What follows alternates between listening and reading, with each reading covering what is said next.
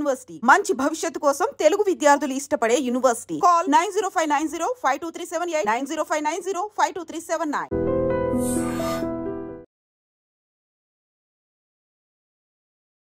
Doctor అయిపోయిన తర్వాత ఈ మూవీ ఇండస్ట్రీలో మీరు ఫస్ట్ తీస్తున్న మూవీ అనేటప్పటికీ there is a lot of hurdles. ఇంకా చెప్పాలి అని అంటే మీరు ఈ 28C చేసిన తర్వాత వచ్చిన మెచ్యూరిటీతోనే ఈ పొలిమేరాలో చాలా జాగ్రత్త తీసుకొని ఇంకా చేశారని నేను అనుకున్నాను. I'm right? ఎగ్జాక్ట్లీ ప్రతి సినిమా తర్వాత ఎవరైనా ప్రతి డైరెక్టర్ కూడా వాడు పాస్ట్ ఎక్స్పీరియన్స్ తోటి కొంచెం మెరుగుపడతాడు. డెఫినెట్లీ అది కూడా నేను కూడా అలాగే చేశాను. కాకపోతే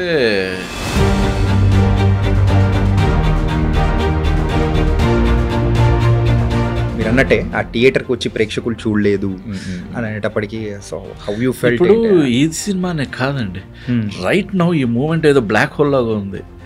ఒక 1 month నుంచి ఆడియన్స్ థియేటర్ రావట్లేదు. Okay, irrespective of the movie, A movie అయినా కానీ, అంటే ఎలాంటి పెద్ద హీరో ఉన్నా కానీ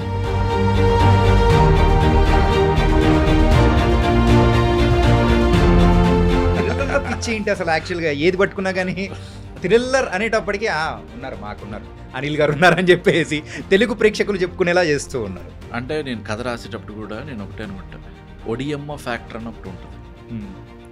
అది నాకు వచ్చింది అంటే నేను హ్యాపీ ఫీల్ ఇంకా అది పెట్టేస్తాను అనమాట. బ్లాక్ మ్యాజిక్, తాంత్రిక పూజలు అండ్ ఇవన్నీ మీరు చాలా క్షుణ్ణంగా చూపించారు. ఇన్ఫ్యాక్ట్ చెప్పాలంటే అది భయపెట్టేలాగా కూడా చూపించారు. మన రియల్ లైఫ్లో ఎక్కడో ఒక చోట టచ్ అయ్యి ఉంటేనే మనం ఆ స్టోరీకైనా కానీ ఆ పాయింట్ అనేది కూడా వచ్చి మనం రాయగలుగుతాం.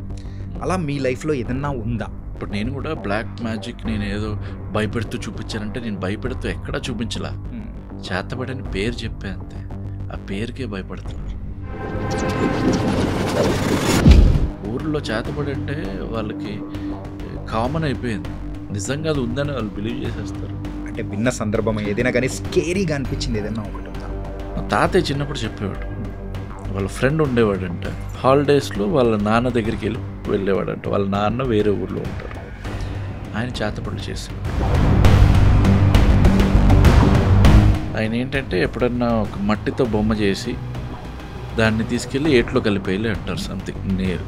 ఆ ఏట్లో కలిపేసేటప్పుడు ఎదురెవరు రాకూడదు. ఎదురొస్తే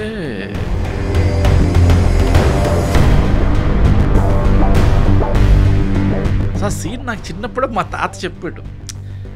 అది నేను పొలిమేర 1లో పెట్టేశాను యాస్టీస్గా. అది నాకు భయంకరంగా అనిపించింది. రేణుక అవతారం ఇట్లాంటివి చేతబడిలో చాలా అరుదుగా ప్రయోగిస్తారు. ఏంటి సార్, పొలిమేర 2 ప్రొడ్యూసర్ అయిన కృష్ణ గారితో గొడవ ఏంటి సార్? నెక్స్ట్ షెడ్యూల్కి నాకు ఒక 30 lakhs కావాలి సార్, షెడ్యూల్కి చేసేస్తారంటే 1 weekలో తెస్తానండి అనేవాడు. నేను అందరినీ యాక్టర్స్ అందరినీ ఆపేవాడిని, ప్రతి ఒక్కరిని. ఆయన 1 week తర్వాత ఫోన్ లిఫ్ట్ చేయడు. ఏమైపోయింది ఏంటి అంటే ఒక 1 month తర్వాత అట్లా రెస్పాండ్ అవుతాడు. అనిల్ ఒకసారి కలుద్దాం అంటే డన్. అట్లాగా ఒక 2 months తర్వాత కలిసేవాడు.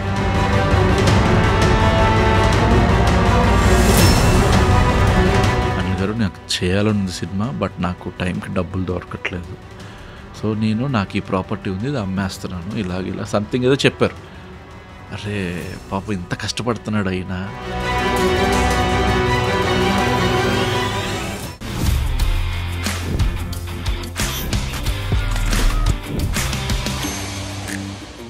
Hi guys, welcome to the real talk with చాణక్యలో.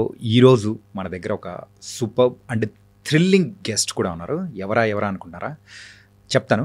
మెయిన్గా మనమందరం ఇప్పుడు అరే మలయాళం కంటెంట్ భలే ఉంటుందిరా బాయ్, అరే అక్కడైతే డిఫరెంట్ స్టోరీస్ వస్తుంది అనే వాటి నుంచి తెలుగులో కూడా అలాంటి వాళ్ళు ఉన్నారు. ఒక థ్రిల్లింగ్ ఎక్స్పీరియన్స్ ఇవ్వగల సత్తా ఉన్న డైరెక్టర్స్ బోల్డెంతమంది కూడా ఉన్నారు. అందులో ఒక డైరెక్టర్ మరి డాక్టర్ అనిల్ విశ్వనాథ్ గారు. మరి ఆయన తీసిన ఫస్ట్ మూవీ పొలిమేర. మరి తర్వాత కూడా పొలిమేర తర్వాత పొలిమేర 2 వచ్చింది. అండ్ రీసెంట్గా అయితే 28°C అని కూడా రిలీజ్ అయింది. ఆయన జర్నీ అనేది కూడా చూసుకుంటే ఒక డెంటిస్ట్గా ఉన్నా కానీ సినిమాల మీద ఉన్న ప్రేమతో తర్వాత సినిమాలో బోల్డ్ అయిన మూవీస్ కూడా ఏడీగా వర్క్ చేశారు, లైన్ ప్రొడ్యూసర్గా వర్క్ చేశారు. Then later the first attempt అనేది రిలీజ్ చేసుకోవడానికి ఎంతో కష్టపడినా కానీ దెన్ ఒక థ్రిల్లర్స్లో ఆయనకంటూ ఒక ప్రత్యేకమైన స్థానాన్ని కూడా సంపాదించుకున్న డాక్టర్ అనిల్ విశ్వనాథ్ గారు ఇప్పుడు మనతో పడుతున్నారు.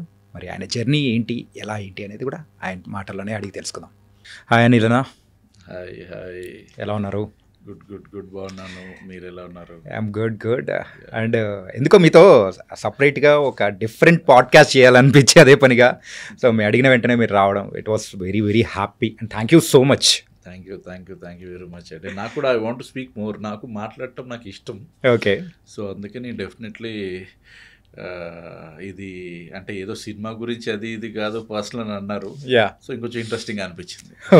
ఓకే. సో అది ఎక్కడి నుంచి మొదలెడదాం? డాక్టర్ నుంచి మొదలెడదామా లేకపోతే మూవీస్ నుంచి మొదలెడదామా? ఇట్స్ అప్ టు యూ అండి, మీరు ఎక్కడి నుంచి అడిగితే అక్కడి నుంచి స్టార్ట్ చేద్దాం. Yeah, okay. సో ఫస్ట్ అయితే start with your first movie. Yeah, టెక్నికల్గా అయితే ఫస్ట్ మూవీ మా ఊరు పొలిమేర. అవును. ఓకే. అండ్ నార్మల్గా అయితే so 28C. Yeah, 28. So first will start with 28C. Yeah.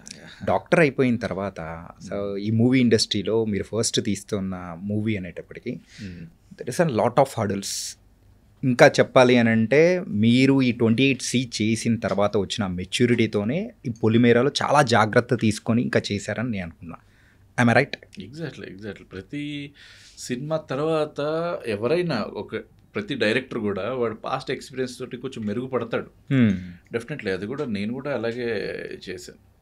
కాకపోతే నా సినిమా కొంచెం డిలేగా రిలీజ్ అయింది అంతే. ఫస్ట్ రిలీజ్ అవ్వాల్సింది ఈ టైంలో రిలీజ్ అయ్యేసరికి ఏదో ఓల్డ్ ప్రోడక్ట్ లాగా అలా ఉన్నా కానీ అసలు రిలీజ్ అవటమే మాకు హ్యాపీ. యా. అసలు అది అక్కడే సక్సెస్ కొట్టేసాం మేము. ఎందుకంటే అసలు అలా ఆగిపోవాల్సిన సినిమా ఎప్పుడో అలా పడిపోయింది పక్కన, దాన్ని రిలీజ్ చేయగలిగాం. ఆ టైంలో రిలీజ్ అయ్యి ఉంటే వేరే లాగా ఉండేది అది సినిమా. డెఫినెట్లీ ఇప్పుడు కూడా చాలా మంది రాలేదు, చూడలేదు థియేటర్ కూడా, బట్ డెఫినెట్లీ ఓటీటీలో చూస్తారు. ఓటీటీలో ఎవ్రీబడి విల్ వాచ్ ఇట్. అరే పర్లేదు అనిల్ డీసెంట్ సినిమా తీసాడు, దే విల్ ఫీల్ హ్యాపీ, అంతే. ఓకే. ఆ మూవీ రిజల్ట్ ఏమన్నా కానీ కొంచెం అలా ఇలా అనేటప్పటికీ మీరు అన్నట్టే ఆ థియేటర్కి వచ్చి ప్రేక్షకులు చూడలేదు అని అనేటప్పటికీ సో హౌ యూ ఫెల్ట్ ఏంటి? ఈ సినిమానే కాదండి, రైట్ నౌ ఈ మూమెంట్ ఏదో బ్లాక్ హోల్ లాగా ఉంది. ఒక 1 month నుంచి ఆడియన్స్ థియేటర్ రావట్లేదు. Okay. Irrespective of the movie, A movie అయినా కానీ, అంటే ఎలాంటి పెద్ద హీరో ఉన్నా కానీ క్రౌడ్ పుల్ చేయలేకపోతున్నాడు. మరి ఎందుకో తెలియదు. ఇది ఇలాగే కంటిన్యూ అయితే చాలా పెద్ద సమస్యగా మారిపోద్ది. రీసెంట్గా మన డైరెక్టర్ గారు ఆయన వచ్చి కూడా చెప్పారు స్టేజ్ మీద, అసలు థియేటర్కి ఎవరు రావట్లేదు, అన్ని ఊర్లో సెకండ్ షోలు తీసేస్తున్నారు, మిగతా అసలు ఎక్కడ ఏం దొరకట్లేదు అని. అంటే ఇది కొంచెం వర్రీ అవ్వాల్సిన విషయమే. అంటే ఫ్లాప్ సినిమా కూడా కాదు, గుడ్ సినిమా కూడా రావట్లేదు. గుడ్ బ్యాడ్ అని డిసైడ్ చేయడానికి కూడా రావట్లేదు ఆడియన్స్. సో ఇది చాలా పెద్ద ఇష్యూ అయ్యేటట్టు ఉంది ఫ్యూచర్లో. బట్ యాజ్ ఆఫ్ నౌ నాకేంటంటే త్వరలో తగ్గిపోతుందేమో. ఒక 2-3 పెద్ద సినిమాలు ఒకేసారి ఇంట్రెస్టింగ్ క్రౌడ్ పుల్లింగ్ మూవీస్ వస్తే అది అలా కంటిన్యూ అవుతుందేమో అనుకుంటున్నాను. కానీ బట్ ఫింగర్స్ క్రాస్డ్. ఎందుకు నాకు అది మాత్రం భయంగా ఉంది. నా సినిమాని కాదు కానీ నా దానికి ఏంటంటే చాలా రీజన్స్ ఉన్నాయి. ఇట్స్ కంప్లీట్లీ ఒక 7 years back movie. 7 years back movie అని చెప్తున్నప్పుడే ఆడియన్స్ కూడా డెఫినెట్లీ ఓటీటీలో చూద్దాంలే అనుకుని ఉంటారు. బట్ ఏదో ఒకటి చూడటం నాకు కావాలి, ఇట్ రిలీజ్డ్ అనమాట, అంతే. దీని గురించి చెప్పాలి అంటే this my first movie 28 Degrees C. నేను 2018లో స్టార్ట్ చేశాను. బట్ నేను ఇండస్ట్రీలోకి 2009లో వచ్చా. 2009లో నేను ఇండస్ట్రీలోకి వచ్చాను. అప్పటికి మీ డాక్టర్ అయిపోయిందా? నేను 2007 passed out. Okay. 2007 passed out. నేను విష్ణు డెంటల్ కాలేజ్ భీమవరంలో చదివాను. Okay. So NTR health university నుంచి నాకు సర్టిఫికేట్ క్వాలిఫైడ్ డెంటిస్ట్ ఓకే చదివి కంప్లీట్ చేస్తాను. దాని తర్వాత నా పెళ్ళి అయిపోయింది. నేను పామర్రు అనే ఒక విలేజ్ ఉంది కృష్ణా డిస్టిక్లో, అక్కడ నేను క్లినిక్ పెట్టాను. సో నేను నా మిస్సెస్ మేమిద్దరం డెంటిస్ట్లే. సో అక్కడ క్లినిక్ పెట్టి రన్ చేసుకుంటూ అట్లా నా లైఫ్ అంతా కొంచెం ఏదో యూటర్న్ లాగా వేరే సైడ్ వెళ్ళిపోతుంటే, అరే చిన్నప్పటి నుంచి ఇది కాదు కదా నేను అనుకుంది అని. అప్పుడు నేను అంటే నాకు ఆ లైఫ్ ఇప్పుడు క్లినిక్ పెట్టుకున్న తర్వాత నాకు డబ్బులు బాగా వస్తున్నాయి. సో అంత బాగా ఎర్న్ చేస్తున్నాను. ఎవ్రీ వీక్ వెళ్ళిపోయి బ్యాంక్లో వేసుకుంటూ డబ్బులు. అరే ఇది కాదు కదా లైఫ్, ఇంకా ఏదో నేను మిస్ అవుతున్నాను అనుకున్నాను. అరే మూవీస్ కదా నాది అనుకుని అప్పుడు నేను మళ్ళీ ట్రై చేయటం మొదలెట్టాను. నాకు తెలిసిన వాళ్ళ ద్వారా. అలాగలా సాయి కిరణ్ అడవి గారిని పట్టుకున్నాను. ఆయన ఒకసారి రా మాట్లాడదామంటే హైదరాబాద్ వచ్చి మాట్లాడి వాళ్ళ బ్రదర్ సినిమా అడవిశేష్ ఆయన కర్మ అనే సినిమా తీశారు. అప్పుడు ఓకే, యూఎస్లో తీసేసి దాన్ని ఇండియా తీసుకొచ్చి ఇండియాలో ఎడిట్ ఇంకా ఆర్ఆర్ పోస్ట్ ప్రొడక్షన్ అంతా ఇక్కడ చేస్తున్నారు. సో దానికి నువ్వు వర్క్ చేస్తావా అన్నారు. నాకు ఏదైనా కానీ ఒకటి అసలు సినిమా అంటే తెలియదు నాకు. సో డన్ సార్ డెఫినెట్లీ అని చెప్పాను. అలా వచ్చి శేష్ని కలిసి కర్మ సినిమాకి I'm the first AD. Okay, Sesh గారికి ఇండియాలో నేను ఆయన ఫస్ట్ సినిమాకి ఫస్ట్ ఎడి నేనే. ఇంకా అక్కడి నుంచి నాకు శేష్తో జర్నీ స్టార్ట్ అయింది. ఓకే, క్షణం అనే సినిమాకి నేను కోఆర్డినేటర్గా చేశాను. సాయి కిరణ్ అడవి గారు కేరింగ్తో ఒక సినిమా చేశారు, దానికి నేను 2 years స్క్రిప్టింగ్లో ఉన్నాను. ఇంకా అట్లాగే చాలా సినిమాలు చేశాను. ఇప్పుడు తారక రత్న గారితో యామిని చంద్రశేఖర్ అని ఒకటి చేశారు, రమణ సెల్వ గారు. దాన్ని కంప్లీట్లీ నేను ఆర్ట్ చూసుకున్నా, అంటే ఏడీలోనే ఆర్ట్ డిపార్ట్మెంట్లో చూసుకున్నాను. అట్లా ఇంకా చాలామంది ఆనందరవి గారు పేరెంట్స్ సినిమా దానికి వర్క్ చేశాను. మన సాగర్ చంద్ర గారు అదేంటి అయ్యారే సినిమా చేశారు, దానికి పోస్ట్లో నేను ఉన్నాను. ఓకే, వీళ్ళందరూ అప్పట్లో ఒక బ్యాచ్. ఇప్పుడు అంటే సాయి కిరణ్ అడవి గారు, ఆనంద్ రవి, రమణ సెల్వ, సాగర్ చంద్ర వీళ్ళందరూ ఏంటంటే అప్పట్లో ఒక బ్యాచ్ అనమాట. ఒక్కొక్క మూవీ చేసుకుంటే అట్లా వస్తున్నారు. ఓకే, వాళ్ళ దగ్గర నేను అప్పుడు ఉన్నాను. సో అట్లా చాలా మూవీస్, ఒక దగ్గర 6-7 మూవీస్ చేసి క్షణంకి నేను కోఆర్డినేటర్ అయిపోయిన తర్వాత సుమంత్ గారి నరుడా డోనరుడా అని ఒక సినిమా ఉంది, విక్కీ డోనర్ రీమేక్. దాన్ని నేను లైన్ ప్రొడ్యూసర్గా చేశాను అన్నపూర్ణ స్టూడియోస్లో. ఎందుకంటే క్షణంకి నేను కంప్లీట్లీ మేనేజ్ చేశాను మొత్తం కోఆర్డినేటర్తో పాటు. ఐ మేనేజ్డ్ ఎవ్రీథింగ్ అనమాట. ₹1 ఎక్కడ పోవాలో అదంతా నేను చూసుకున్నా. సో అలాగే సేమ్ సుమంత్ గారి మూవీకి కూడా ఉండి బడ్జెట్స్లో సినిమా చేయడానికి ఎక్కడ ఎంత ఖర్చు పెడితే అవసరం, ఎంత ఖర్చు పెట్టాలి, ఎంత పెట్టకూడదు, ఇవన్నీ తెలుసుకుని దాని తర్వాత I started my 28 Degrees Celsius. అంటే ఫస్ట్ నేను అంజలి అని రాసుకున్నాను కథ పేరు. ఆ అప్రోచ్ శేష్ ఉండే, శేష్ నువ్వే ఇందులో హీరో, డండన్ చేస్తాం అది ఇది అంతా, క్లైమాక్స్ కొద్దిగా మారుద్దామా, సరే ఇది మారుద్దాం, ఇట్లా డిస్కషన్లో ఉంది. అనుకోకుండా శేష్కి ఏంటంటే తన డేట్స్ ఇచ్చేసి ఇంకొక 1.5 year బ్లాక్ అయిపోయాడు. ఓకే, వేరే మూవీకి గూఢాచారి అని ఒక మూవీ, ఇంకొకటి అప్పుడు 2 states అనుకుంటా, ఇంకో మూవీకి ఇట్లా డేట్స్ ఇచ్చేసారు. అరే నేను 1.5 year నేను ఎలా వెయిట్ చేస్తానని నేను అరే అనుకుని ఆ అప్రోచ్ నవ్వించేంద్ర. ఓకే, అది శేష్ గారికి నచ్చలేదు. ఆ డెసిషన్ అప్పుడు తీసుకోకుండా ఉండాల్సిందేమో, ఏమో ఇవన్నీ తెలియదు. ఒక డెస్టినీ, ఒక లైఫ్ ఎట్టన్నా వెళ్తామంటే అంటే ఇది తీసుకోవటం వల్ల ఇలా అవుతుంది, ఇది తీసుకోవటం వల్ల ఇలా అవుతుంది, చాలా చాలా మార్పులు జరుగుతుంటాయి. సో అలాగే అయిపోయింది. బట్ దాని తర్వాత మళ్ళీ శేషిని కలిశాను. ఓకే అనిల్, సరే ఇలా చేద్దాం అలా చేద్దాం, మళ్ళీ నేను గైడ్ చేశారు అంతా. నన్ను ఒక బ్రదర్లో ట్రీట్ చేస్తాడు శేష్. ఎప్పుడు తప్పులు చేసినా ఏం చేసినా ఇది అది చూసి, అంటే పొలిమేర వచ్చిన తర్వాత చూసినప్పుడు ప్రేక్షకుల నుంచి కూడా అది కూడా Disney+ హాట్‌స్టార్లో రిలీజ్ అయింది. అది కూడా ఆ టైంలో, కోవిడ్ టైంలో ఆ మూవీ అనేది ఎట్లా పెట్టుకొని చూసామంటే, ఈవెన్ నా పర్సనల్ ఎక్స్పీరియన్స్ కూడా, అరే బాగుందంట బాగుందంట బాగుందంట అలా అందరి నోట్లోంచి విని అందరం చూసాం. ఆ టైంలో మనకు ఎంటర్టైన్మెంట్ అంటే మూవీ తప్ప ఏమీ లేదు. ఎగ్జాక్ట్లీ ఆ టైంలో అట్లా రెస్పాన్స్ వచ్చేటప్పటికి ఏమనిపించింది బ్రో? నేను అసలు ఎక్స్పెక్ట్ చేయలేదు ఇది. నేను కంప్లీట్లీ ఏమంటారు, నా ప్రొడ్యూసర్ పిలిచి 50 లక్షల సినిమా చేస్తావా అన్నాడు. ఇది గుప్తా గారు, భోగేంద్ర గుప్తా గారు 50 లక్షల సినిమా చేయాలి. కరోనా అయిపోయి లాక్డౌన్ అప్పుడే ఎత్తేసిన టైం, మళ్ళీ ఈవినింగ్ త్వరగా వెళ్ళిపోవాలి, అంటే ఒక ఇన్ అవర్స్లోనే మనకు ఫ్రీ ఇచ్చారు, అది వదిలేరు. దాని తర్వాత మళ్ళీ లాక్డౌన్, నైట్ అంతా లాక్డౌన్ ఉంటుంది. సో ఆ టైంలో 4 గంటలు కలిసే టైంలోనే చేద్దామా అంటే చేద్దాం సార్ అంటే, ఆయన కూడా అప్పుడు ఒక సినిమా ఏదో స్టార్ట్ చేసి కొంచెం ఆగిపోయి ఉన్నారు అనమాట. ఒక సినిమా ఏదో స్టార్ట్ చేశారు. దాని తర్వాత ఆయన అంటే నేను I took it as challenge. నాకు అప్పటికి 28 ఆగిపోయింది సినిమా, కంప్లీట్ అయిపోయి, ఫస్ట్ కాపీ రెడీ అయిపోయి సినిమా రిలీజ్ అవ్వాలా, లాక్డౌన్ వచ్చింది, ఆగిపోయి. ఓటీటీలో వాళ్ళందరూ కూడా తక్కువ రేటుకి అడుగుతున్నారు. సో నా ప్రొడ్యూసర్స్ కూడా రెడీగా లేరు ఇవ్వటం. అంటే మాకు తెలియట్లా అసలు ఏం చేయాలో తెలియట్లేదు, అసలు థియేటర్లు వస్తాయా రావా ఇది తెలీదు. సో ఎక్కువ ఖర్చు పెట్టేశారు అప్పటికి. సో దాంతో నేను అక్కడే ఆగిపోకుండా నేను ఒక డైరెక్టర్ ఉన్నానని చెప్పాలనిపించింది ఆడియన్స్కి. సో వచ్చి 50 lakhsలో అంటే కూడా ఎటుకటే ఛాలెంజ్ సార్ చేద్దాం. అంటే వెబ్ సిరీసా ఏంటి ఇట్లా నాకు వెబ్ సిరీస్ల మీద అంత ఇంట్రెస్ట్ లేదు అప్పట్లో. ఓకే. లేదు sir, I will make a movie, straight movie, మీరు వెబ్లో రిలీజ్ చేసుకున్నాక నో ప్రాబ్లం. సార్ వెబ్బే ఉంది ఇప్పుడు, అంతా ఓటీటీని రిలీజ్ చేద్దాం అని ముందే అనుకుని, ఎందుకంటే థియేటర్ లేవు అప్పటికి, ఓపెన్ లేవు థియేటర్స్. ఓకే. సో థియేటర్ ఎప్పటికవుతుందో తెలియదు కాబట్టి వెబ్బే చేద్దాం. అప్పుడు ఏంటి, వెబ్కి కొంచెం సెన్సార్ లేదు, ఆ డైరెక్టర్కి లిమిటేషన్స్ లేవు, వాడు ఏదనుకుంటే చేయొచ్చు అన్న విధంగా ఉండేసరికి అప్పుడు నేను డన్ అండి ఒక రాగా ఒకటి చెప్దాం అనిపిస్తుంది. ఎలా అంటే ఆయన ఇంకోటి కూడా అన్నాడు, మనం ఎక్కడన్నా వెళ్ళిపోయి షూట్ చేసుకుని వచ్చేయాలి, మళ్ళీ ఫస్ట్ షెడ్యూల్ సెకండ్ షెడ్యూల్ అన్నట్లు పెట్టుకోకూడదు. ఇమ్మీడియట్గా ఒక దగ్గర ఒక ఊరు సినిమా అయితే బెస్ట్, మా ఊరికి తీసుకెళ్ళిపోతాను, అక్కడ చేపించి తీసుకొచ్చేస్తా అన్నారు. సరే అండి అని అప్పుడు నాకు ఆల్రెడీ లాక్డౌన్లో రీసెంట్గా రాసుకున్న కదే అది. దీని పొలిమేర కాదు దీని పేరు, అప్పుడు నేను బ్లాక్ అని పెట్టుకున్నాను. బ్లాక్ అని పెట్టుకుని, అంటే ఇదేంటంటే వెబ్కే కాబట్టి కంప్లీట్లీ బ్లాక్ మ్యాచింగ్ మీద ఉంటుంది కాబట్టి సో బ్లాక్ అని పెట్టుకున్నాను. అండ్ హీరో క్యారెక్టర్ కూడా బ్లాకే సినిమాలో. ఆడు కూడా నేను బ్లాక్ క్యారెక్టర్, వాడు గ్రేలో ఉండడు, వైట్లో చూపిస్తూ టర్న్ చేసి వాడిని బ్లాక్లో చూపిస్తా.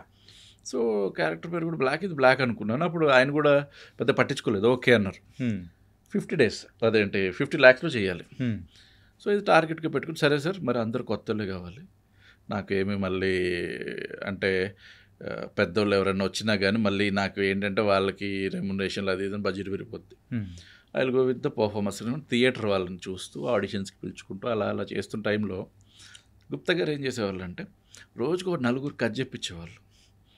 అంటే ఆయన ఫ్రెండ్స్కి ఎవరెవరో ఇండస్ట్రీలో ఉన్న వాళ్ళందరికీ. ఓకే. ఆఫీస్లో అయిపోయేసరికి ఈవినింగ్ 6-7 అయ్యేసరికి 4 వస్తారు. అనిల్ గారు రండి అని కూర్చోబెట్టేసి ఫస్ట్ నాతో కట్ చేయించుకున్న తర్వాత మళ్ళీ నన్ను పంపించేస్తారు, వాళ్ళు దాని మీద డిస్కస్ చేసుకుంటారు. అట్లా I think I gave 108 narrations. 108 narrations ఇచ్చాను పొలిమేర. అంతే అన్నీ కలుపుకుని నేను లెక్కెట్టుకునేవాడిని, ఎవరెవరికి ఇస్తున్నాడు, ఇది ఎన్నోది అట్లా లెక్కేసుకుని సెంచరీ తర్వాత నేను గేవ్ అప్ 100 అయిపోయినాయి అనుకున్న తర్వాత మళ్ళీ ఇంకొన్ని ఇచ్చాను. సో 108 or 109 నాకు తెలియదు. అన్నా ఒకటి చెప్పండి. ఒక స్టోరీ ప్రొడ్యూసర్కి పోయి చెప్పిన తర్వాత మళ్ళీ ఒక 4-5 narrations ఆర్ 10 వరకు టీమ్కి అది చెప్పేంత వరకు ఓకే. బట్ 108 narrations ఇవ్వడానికి ఏంటి అంత డ్రైవ్ చేసింది ఏంటి మీరు మళ్ళీ అసలు?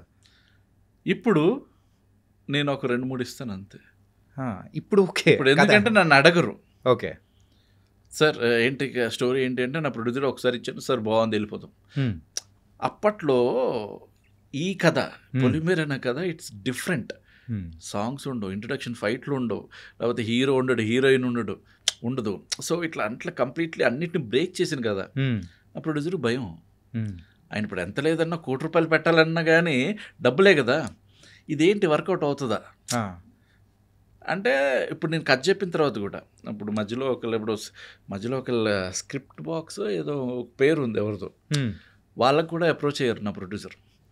వాళ్ళు కూడా వచ్చి ఏమన్నా చేసి చెప్తే అంటే ఇది కరెక్టో కదా వాళ్ళకి అర్థం అవ్వట్లేదు. సో వాళ్ళని కూడా వచ్చి నేను కట్ చెప్పాను వాళ్ళకి. చెప్పిన తర్వాత వాళ్ళ కథ అంతా విని ఎంజాయ్ చేసి, సార్ ఇది కొంచెం మార్చితే బాగుంటుంది అన్నారు. ఏంటి అంటే మీరు కథ తెలుసు కాబట్టి కొమరాయి మీద వెళ్తున్నాం కదా, కొమరాయిని చంపేశా, జంగైకి షిఫ్ట్ అవ్వాలి అందరూ. ఆడియన్ ఎవరైతే కొమరాయికి కనెక్ట్ అవుతారో కొమరాయి మీద కనెక్ట్ అయ్యి కొమరాయిని మధ్యలో చంపేస్తే కొమరాయి కనెక్ట్ అయిన వాళ్ళందరూ ఆగిపోతారు అక్కడే. అవును, ఆ జంగై మీదకి షిఫ్ట్ అవ్వాలి. ఇప్పుడు ఎందుకంటే నెక్స్ట్ జంగై నడిపిస్తున్నాడు కదా, అంటే బాలాదిత్య. సో ఆ షిఫ్ట్ అవ్వకపోవచ్చు, స్టార్టింగ్గా జంగై మీద తీసుకెళ్దాం, జంగైతోనే కథ మొదలెడదాం. జంగైకి ఒక అన్న ఉన్నాడు, ఆడు చచ్చిపోయాడు, ఆడియన్ ఏం కనెక్ట్ అంటే మధ్యలో డిస్ట్రాక్ట్ అవ్వరు, జంగైతోటి ట్రావెల్ అవుతుంటారు, కనెక్ట్ అయిన అట్లాగే వెళ్తారు కదా. ఇలా చేద్దామని నా ప్రొడ్యూసర్ కూడా అలా చేద్దాం అంటారు. సో అక్కడ నేను కొంచెం అడమెంట్గానే ఉన్నాను. సరే ఇప్పుడు నేను జంగైతోనే వెళ్తున్నాను, జంగై వాళ్ళ అన్నయ్య చచ్చిపోయాడు, నాకేం అవ్వట్లా, నేను ఫీల్ అవ్వాలి, అరే ఈడు చచ్చిపోతే ఎట్లారా అని ఫీల్ రావాలి. సో ఆ ఫీల్ నాకు కలగాలి అంటే నేను కొమరైతోనే రావచ్చు, కొమరైని చంపేస్తా అక్కడ. అప్పుడు అర్థం అవుతుంది, అప్పుడు అరే కొమరై చచ్చిపోయాడా ఎలా రా. ఇప్పుడు అందరూ జంగయ్యకి షిఫ్ట్ అవుతారు, ఎందుకు అంటే జంగయ్య కొమరై గురించే ఫైట్ చేస్తున్నాడు. రైట్. ఇప్పుడు అందరు కూడా కొమరై కనెక్ట్ అయిన వాళ్ళు కూడా జంగయ్య మీద షిఫ్ట్ అవుతారు, ఎందుకంటే జంగయ్య గాడి మోటివ్ కూడా కొమరయ్యని గెలిపిద్దామని, వాడు మంచోడని చెప్పటమే. తాపత్రయం. సో అందరు షిఫ్ట్ అవుతారు సార్, మీరు భయపడకండి అంటుంటే ఆయనకు భయం. అంటే ఆయన భయం అని బయటకేం చెప్పలేదులే కానీ, సరే వీళ్ళకి చెప్పండి వాళ్ళకి చెప్పండి అట్లాగే నరేషన్స్ అన్నీ అయ్యి నాకు ఇంకోటి ఏంటంటే ప్రతి నరేషన్కి నేను ఇంప్రూవ్ అవుతాను. అది ఇప్పటికీ విలువ చేస్తాను. ఓకే, ఇప్పటికి కూడా నాకు నరేషన్ ఇవ్వటం నాకు ఇష్టం. ఓకే, నేను నరేషన్ ఇస్తున్న ప్రతిసారి రికార్డ్ చేసుకుంటాను, ఎందుకంటే నేను కొన్ని కొత్త పాయింట్స్ చెప్తూ ఉంటాను. అవి మళ్ళీ స్క్రిప్ట్లో ముందు చెప్పిన నరేషన్కి ఈ నరేషన్కి ఇంకొంచెం ఇంప్రూవ్ అవుతుంటుంది. సో ఫస్ట్ విన్నవాడు కూడా నెక్స్ట్ వినటానికి నా టీం అందరూ కూడా ఆల్రెడీ విన్నారు కదా నేను నరేషన్ ఇస్తూ ఉంటాను, లేదు సార్ అని వాళ్ళు వింటూ ఉంటారు, మళ్ళీ వింటారు ఎన్నిసార్లు చెప్పిన ఎన్నిసార్లు. సో అట్లాగా ఐ గేవ్ 100+ నరేషన్స్. అట్లాగా అయిన తర్వాత ఆయనకు ఒక కాన్ఫిడెన్స్ వచ్చింది, విన్న వాళ్ళందరూ కూడా బాగుంది, ఏదో డిఫరెంట్గా ఉంది, తక్కువలోనే 1లోనే అయిపోతుంది కదా, చేయొచ్చు. ఒకవేళ నేను రిస్క్లో పెట్టాను అనుకోండి, 5 కోట్ల సినిమా ఇది అని అంటే అప్పుడు భయపడచ్చు, కానీ తక్కువలోనే ఉంది కదా బడ్జెట్, సో వెళ్ళిపోరు అని చెప్పేసి వాళ్ళు చెప్పటం ఈయనకి. ఇప్పుడు ఈయనకి వచ్చేసి కొత్త ఫేసెస్ కాదు, కొద్దిగా నోన్ ఫేసెస్ వెళ్దాం అన్న ఒకటి వచ్చింది. ఇంకా అట్లాగా సత్యం రాజేష్ గారు, బాలయత్య, చిత్రం సీను, గెటప్ సీను, ఓకే, కామాక్షి వీళ్ళందరికీ వచ్చి నోన్ ఫేసెస్ వచ్చారు. At the same time performers, వాళ్ళతోటి ఇట్ స్టార్టెడ్ అనమాట. ఫస్ట్ ఈ సత్యం రాజేష్ గారి క్యారెక్టర్ ప్లేస్లో నవీన్ గారు అని అనుకున్నారు, ఆయన నరేషన్ కూడా చేశారు అనుకున్నది కూడా ప్రియదర్శి అనుకున్నా. ఫస్ట్ ప్రియదర్శి ఎందుకంటే అప్పుడు 28లో ప్రియదర్శితో వర్క్ చేశాను. సో నాకు ఇదేంటంటే Telangana slang cinema, Priyadarshi Telangana pack ఆడినట్టు ఆడతాడు. సో నాకు ఆయనే కనపడ్డాడు. సార్ ప్రియదర్శి కొంచెం గడ్డ పెంచేస్తే ఆటో డ్రైవర్ అని నమ్మేస్తాం మనం కూడా, వెళ్ళిపోదాం. Priyadarshi is the Komarayya, Rahul Ramakrishna is Jangayya. Okay, వీళ్ళిద్దరిని నేను అనుకుని నేను అప్పుడు అప్రోచ్ అవుదాం అనుకున్నాను. ప్రియదర్శికి లాక్డౌను జూమ్ కాల్లో నరేట్ చేశాను, కథ అంతా విన్నారు. అనిల్ నాకు చేతబడికి నేను కనెక్ట్ అవ్వను, బ్లాక్ మ్యాజిక్ అంటే నేను తెలియదు, నాకు నేను కనెక్ట్ అవ్వను అన్నారు. నాకు అంటే నేను నమ్మను అన్నారు ఫస్ట్ బ్లాక్ మ్యాజిక్. నేను కూడా నమ్మను అనుకుని ఫస్ట్. కాకపోతే ఆయన ఏంటంటే చేతబడి కనెక్ట్ అవ్వనా, హీరో అనేవాడు కనెక్ట్ అవ్వాలి, అప్పుడే అతను చేయగలడు. సో ఆయనకి నచ్చలేదు. దాని తర్వాత ఇంక ఏదైనా స్టోరీ నడిచినా ప్రతి ఒక్కటి బ్లాక్ మ్యాజిక్ రిలేటెడ్ ఉంది కాబట్టి అంతర్లీనంగా. సో ఆయన నో చెప్పారు ప్రాపర్గా, అనిల్ నేను చేయను. గుడ్, చాలామంది నో చెప్పరు, తిప్పించుకుంటూ ఉంటారు, లేకపోతే అప్పుడు చూద్దాం అంటూ ఉంటారు, టైం డిలే చేస్తారు. ఆయన అలా చేయకుండా విత్ ఇన్ ద టైం ఒక 1 వీక్లో చెప్పేశారు. Okay, so then I go Naveen చంద్రకి వచ్చాను. నవీన్ చంద్ర నాకు పర్సనల్గా 28లో చేసింది, నాకేంటంటే నాకు చేసిన వాళ్ళే కాబట్టి. అండ్ గుప్తా కూడా మంచి ఫ్రెండ్. ఓకే, భోగేంద్ర గుప్తాకి నవీన్ చంద్ర చాలా మంచి ఫ్రెండ్. ఓకే, సో అప్పుడు వెళ్ళి ఆయన ఇంటి దగ్గర, ఇక్కడ హైటెక్స్ దగ్గర ఉంటారు, అక్కడికి వెళ్ళి ఒక నైట్ వెళ్ళి ప్రాపర్గా నరేట్ చేశాం. ఎగ్జైట్ అయ్యాడు అసలు. కొన్ని సీన్స్ చెప్తుంటే అడే చూడు ఇట్లా గూస్ బూస్ వస్తున్నాయి ఉన్నవాడికి. ఒక సీన్ ఒకటి చెప్పాను కదా, దిగంబరుడిగా ఉండి పూజ చేయాలనేది, అక్కడ చాలా ఎగ్జైట్ అయ్యాడు.